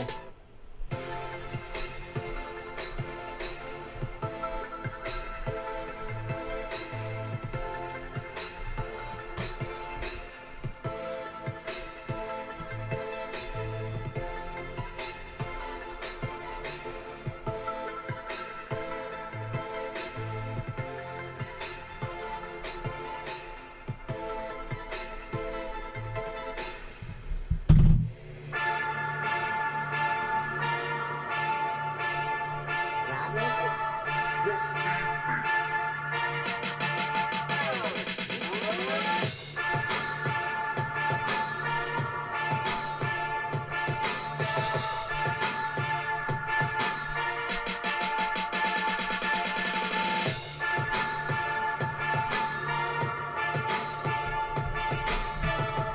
Alright guys, here we go.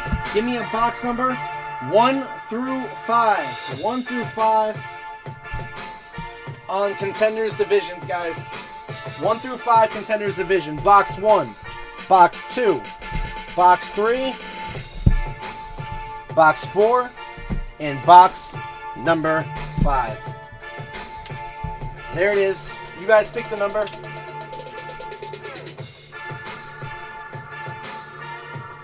Chuck Bear is saying 2. Charles Finelli saying 2. That's 3 votes for box number 2.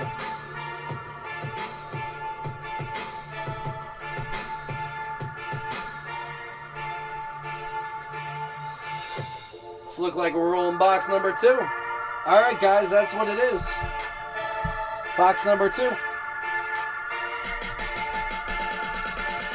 If anybody does want to do a personal of Contenders, come probably bring it down a little bit on the price. Contenders Divisions, 5 autos per box. Here we go. Got some divisions to the side. Lucas Giannani in the house. What's going on, Lucas?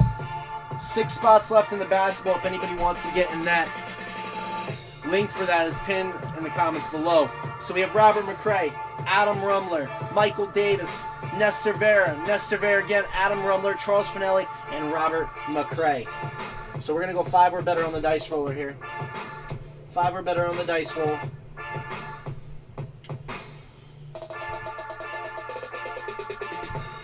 If anybody wants to do any packs of Prism or a fast break, there's a couple packs left in each box. 10 is the number.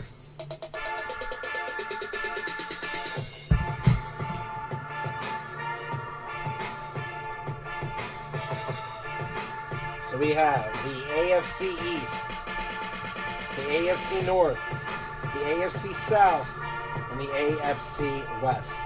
Then we have the NFC East, the NFC North, the NFC South, and the NFC West. All right, 10 is the number. You guys know your spots. You picked them. Good luck to everybody in the break. Let's fill the basketball. Good luck, everyone. We have 1, 2, 3,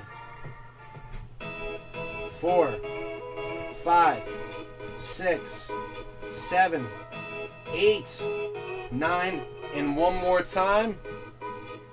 Number 10. Good luck, everyone. NFC North going to Robert McRae. Adam Rumler with the AFC West. Michael Davis with the AFC East. Nestor Vera with the NFC West. And the NFC East. Adam Rumler and 6 with the AFC South. Mother fucking God. Charles with the NFC South. Maybe get you a sick Brady. Come on, man. I need this guy to hit. In the AFC North, going to Robert McCray. You guys know your divisions. You guys pick the box. We're ready to go. Good luck, everyone. This is DasBreakers.com, FOY Fire. The NBA break is in the comments, linked, pinned. Let's do this thing. Contenders, divisions, good luck.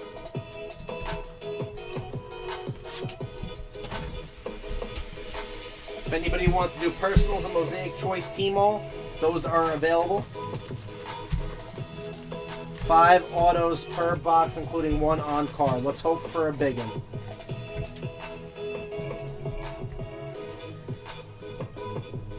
Empty box. First pack up. That's a good start. Carson Wentz of the Eagles, NFC East. David Montgomery of the Chicago Bears. We have a Drew Brees. Sony Michel of the New England Patriots. Our first auto is a Quintez Cephas of the Detroit Lions going to the NFC North for Robert McCray, and a Rookie of the Year contender of Tua Tagovailoa going to the AFC East for Mr. Michael Davis. Rookie of the Year contender, AFC East. And Quintez Cephas of the Detroit Lions. Rookie wideout.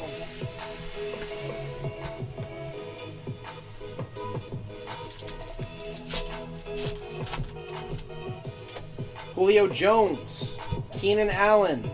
We have a Larry Fitzgerald of the NFC West. Austin Eckler of the Chargers. Mike Evans of the Super Bowl champions Tampa Bay Buccaneers. And an MVP contender of Mr. Kyler Murray.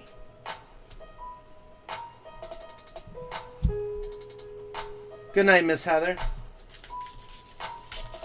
Hell yeah, Adam. Hell yeah.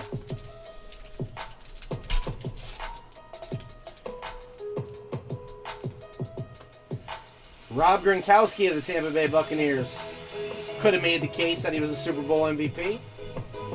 Melvin Gordon of the Denver Broncos. 6 spots left in the next break, guys. Basketball. Hoops 2021 and NBA Hoops 1920 premium stock. We have 6 spots left at $95 a piece. Melvin Gordon. Alshon Jeffrey of the Eagles. Philip Lindsay of the Denver Broncos. Josh Jacobs of the Raiders. And a Rookie of the Year contender of Isaiah Simmons of the Arizona Cardinals. Feeling a big cracked ice rookie. DJ Shark Jr. of the Jaguars. Ryan Tannehill of the Titans. Tyler Boyd of the Cincinnati Bengals. A Kirk Cousins of the Minnesota Vikings. What is this? A Carson Wentz? No way. A Carson Wentz, an 18 of 25 MVP contender to the NFC East for Mr. Chuck Vera. And a Jeter Gross-Matos KJ Hamler will be random at the end. But a Carson Wentz, 18 of 25. He is going to be on the move, guys. On the move it will be Mr. Carson Wentz. He will be having a new team. Maybe Philadelphia wasn't the system for him. MVP contender of Carson Wentz. There you go. And we still have that rookie on card coming. Yetter Gross-Matos and KJ Hamler. Both obviously going to be random. NFC South, AFC West. Not the same guy. Okay. That's the first Wentz auto you've seen. I pulled quite a few, man. Carson Wentz coming out to say hello. 6 spots left in the basketball, guys. $95 a piece. Or if you guys want to run contenders divisions back, we can. What's up, Roger? Marvin Jones Jr. of the Detroit Lions. You missed our freaking our interview, man. We did a podcast, Roger. Like an hour. Richard Sherman, Roquan Smith of the Bears. Patrick Mahomes. Marlon Mack, and Defensive Player of the Year, Mr. Aaron Donald. Aaron Donald winning ticket. If anybody wants to do packs of Mosaic, Fast Break, or Prism Retail, there's a couple left in each box. Patrick Mahomes. Oh, you did see. NFC East is Chuck Vera, Nestor Vera. Adam, you have the AFC West and the AFC South. Alvin Kamara, for sure. Todd Gurley of the Falcons. AJ Green of the Cincinnati Bengals. Cam Newton of the Patriots. Kyler, MVP contender of Carson Wentz. It's Carson Wentz box. Jesus. Of the Eagles.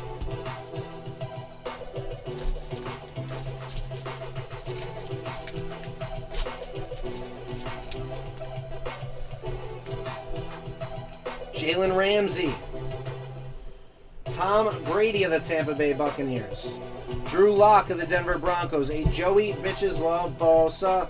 And our next auto to the New York Jets is going to be a LaMichael Perrine, a 39 of 49, and that is our on-card. A short print on-card and Rookie of the Year contender of Jordan Love. So we did get a short print on-card auto going to the AFC East for Michael Davis on the LaMichael Perrine on-card playoff ticket. There you go, Davis.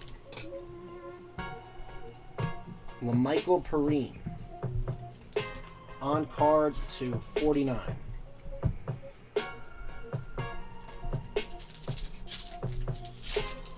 Let's close that basketball break, guys. Just 6 spots left, $95. Tre'Davious White, Josh Allen of the Jaguars, Chris Godwin of the Buccaneers, a Cortland Sutton, Miles Sanders of the Eagles, and a Barry Sanders legendary contender going to the NFC North. Also to the NFC North was this Jordan Love Rookie of the Year contender.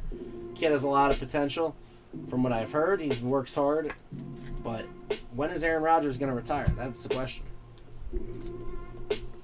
If anybody wants to do a Mosaic Team All Choice personal, that is available.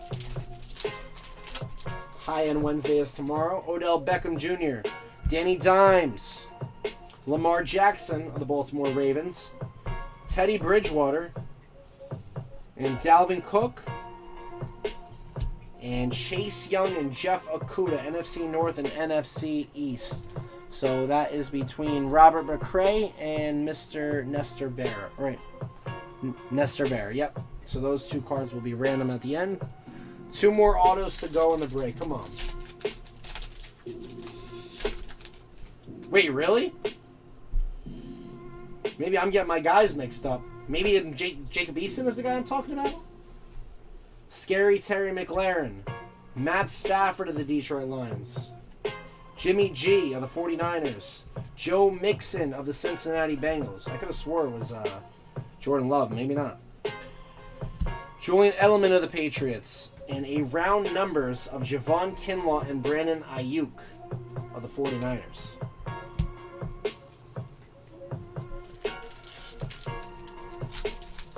Two-box basketball at 6 spots left. A.J. Brown of the Tennessee Titans. Kerryon Johnson of the Detroit Lions. Tyreek Hill of the Chiefs. T.J. Watt of the Houston Texans. Juju Smith-Schuster and a MVP contender of Mr. Ben Roethlisberger of the Pittsburgh Steelers. Wonder if he'll be back. 2 packs to go. Jamal Adams of the Seattle Seahawks. We have a Stephon Diggs of the Bills. Darius Leonard of the Colts. James Conner of the Pittsburgh Steelers. And a Rookie of the Year contender short print. Okay. Of KJ Hamler, 105 of 149. That's going to be going to Adam Rumler. And a legendary contender of Dan Marino going to the AFC East for Mr. Michael Davis. So a Rookie of the Year contender short print of receiver KJ Hamler. Is that the pattern, Adam?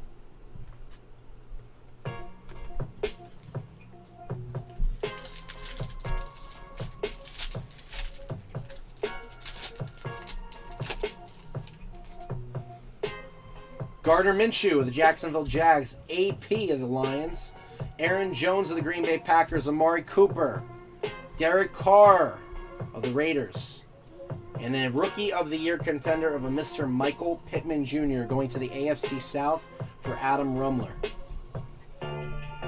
Michael Pittman Jr. Like I said, if anybody wants to do a personal of Contenders football, I might be able to drop the price a little bit. I'll talk to Das. Let me know.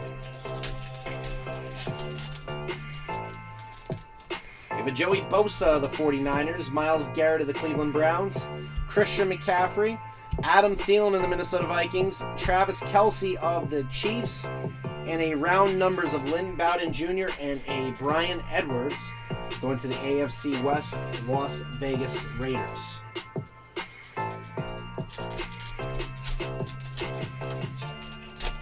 I like the looks of that.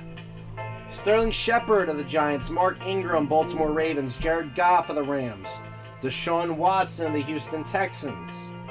Our next auto is Alexander Johnson of the Denver Broncos AFC West, Adam Rumler, and a winning ticket to Adam Rumler of Patrick Mahomes.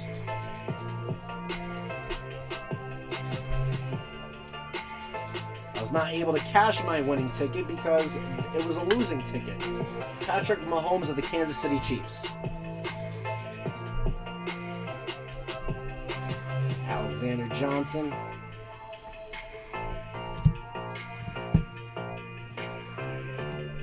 Carson Wentz autographed, number to 25. Pretty cool. Don't see too many of his autographs. Leighton Vander Esch, the Cowboys. Le'Veon Bell. Russell Wilson of the Seattle Seahawks. Baker Mayfield of the Cleveland Browns. DeAndre Hopkins of the Cardinals. And an MVP contender of Gardner Minshew of the Jags.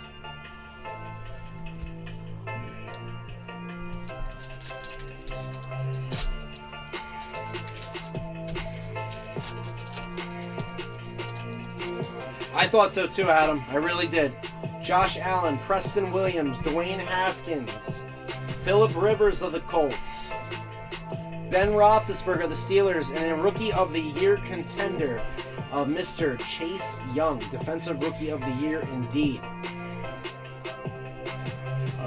Chase Young. And our last pack, which should contain one more auto. Good luck, everyone. Come on, let's get something nice. Devontae Adams of the Packers, DK Metcalf, Dak Prescott of the Cowboys, Jason Witten of the Raiders. We had our next auto is a Raging Cajun, Raymond Calais, green parallel, signed by Rams on 9/7/20. Raymond Calais and Bo Jackson, legendary contender. So that one going to the NFC West for Mr. Nestor Vera. You don't know Bo going to the Raiders. We have a couple cards to random off, and then we'll do a recap.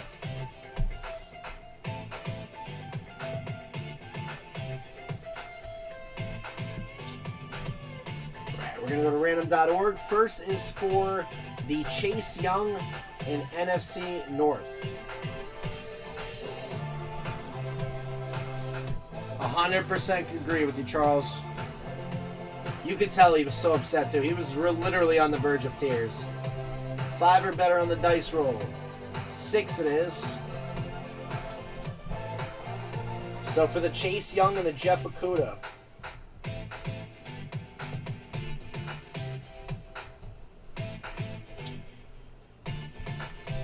Six is the number. Yeah, a guy that just doesn't throw picks. First time since college that he even lost the game by double digits. Insane. 1, 2, 3, 4, 5, and for the card, 6 it is. Jeff Okudah, NFC North. Yetur Gross-Matos and KJ Hamler.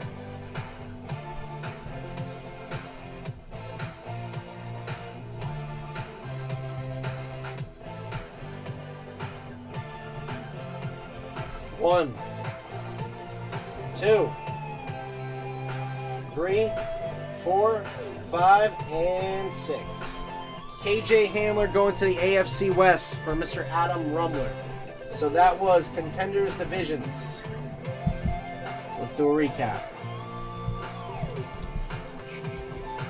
Carson Wentz is pretty cool. Autos are tough in here, and that's what makes them so lucrative. AFC South, we had a Rookie of the Year contender of Michael Pittman Jr. NFC South, not much doing.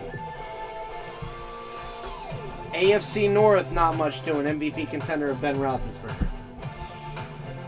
NFC North, we have a Quintez Cephas auto and Rookie of the Year Jordan Love.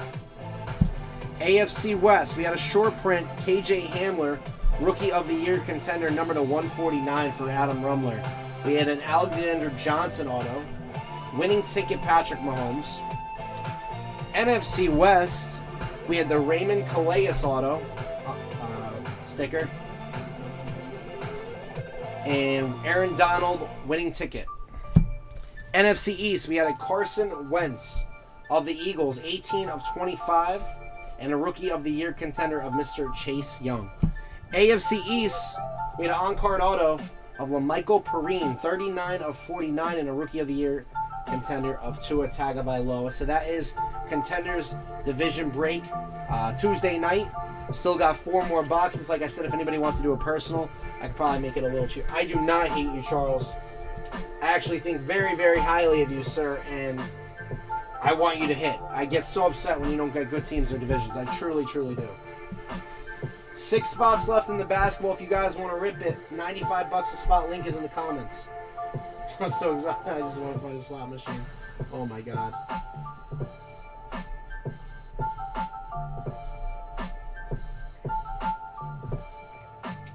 So that was Contenders Division, guys. Here's the story. Prism Retail, 1, 2, 3, 4, 5, 6, 7 packs to go in there. And then Mosaic Fast Break, 1, 2, 3, 4, 5, 6 packs left there. If anybody wants to try them. Try their chances out.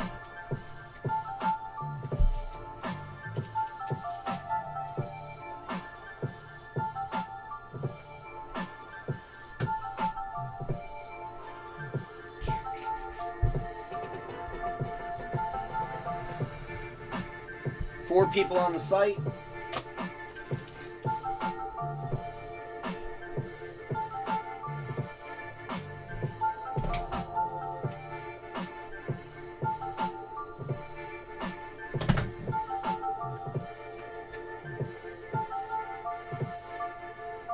I'll be live again Thursday. The DOS Man is going to be live tomorrow night for High End Wednesday, so kick it into gear for that. Let's see what's going on the site. If anybody wants to do any packs or personals, now is the time. If anybody's looking to get involved. 140 here on the East Coast. We'll get this break filled on Thursday night regardless. Yes, it did, DOS. Yes, it did. Alright, guys, I'm going to get sorting. Got a lot of stuff to ship. Got a lot of stuff to ship for you guys. Went live like 6 days this week.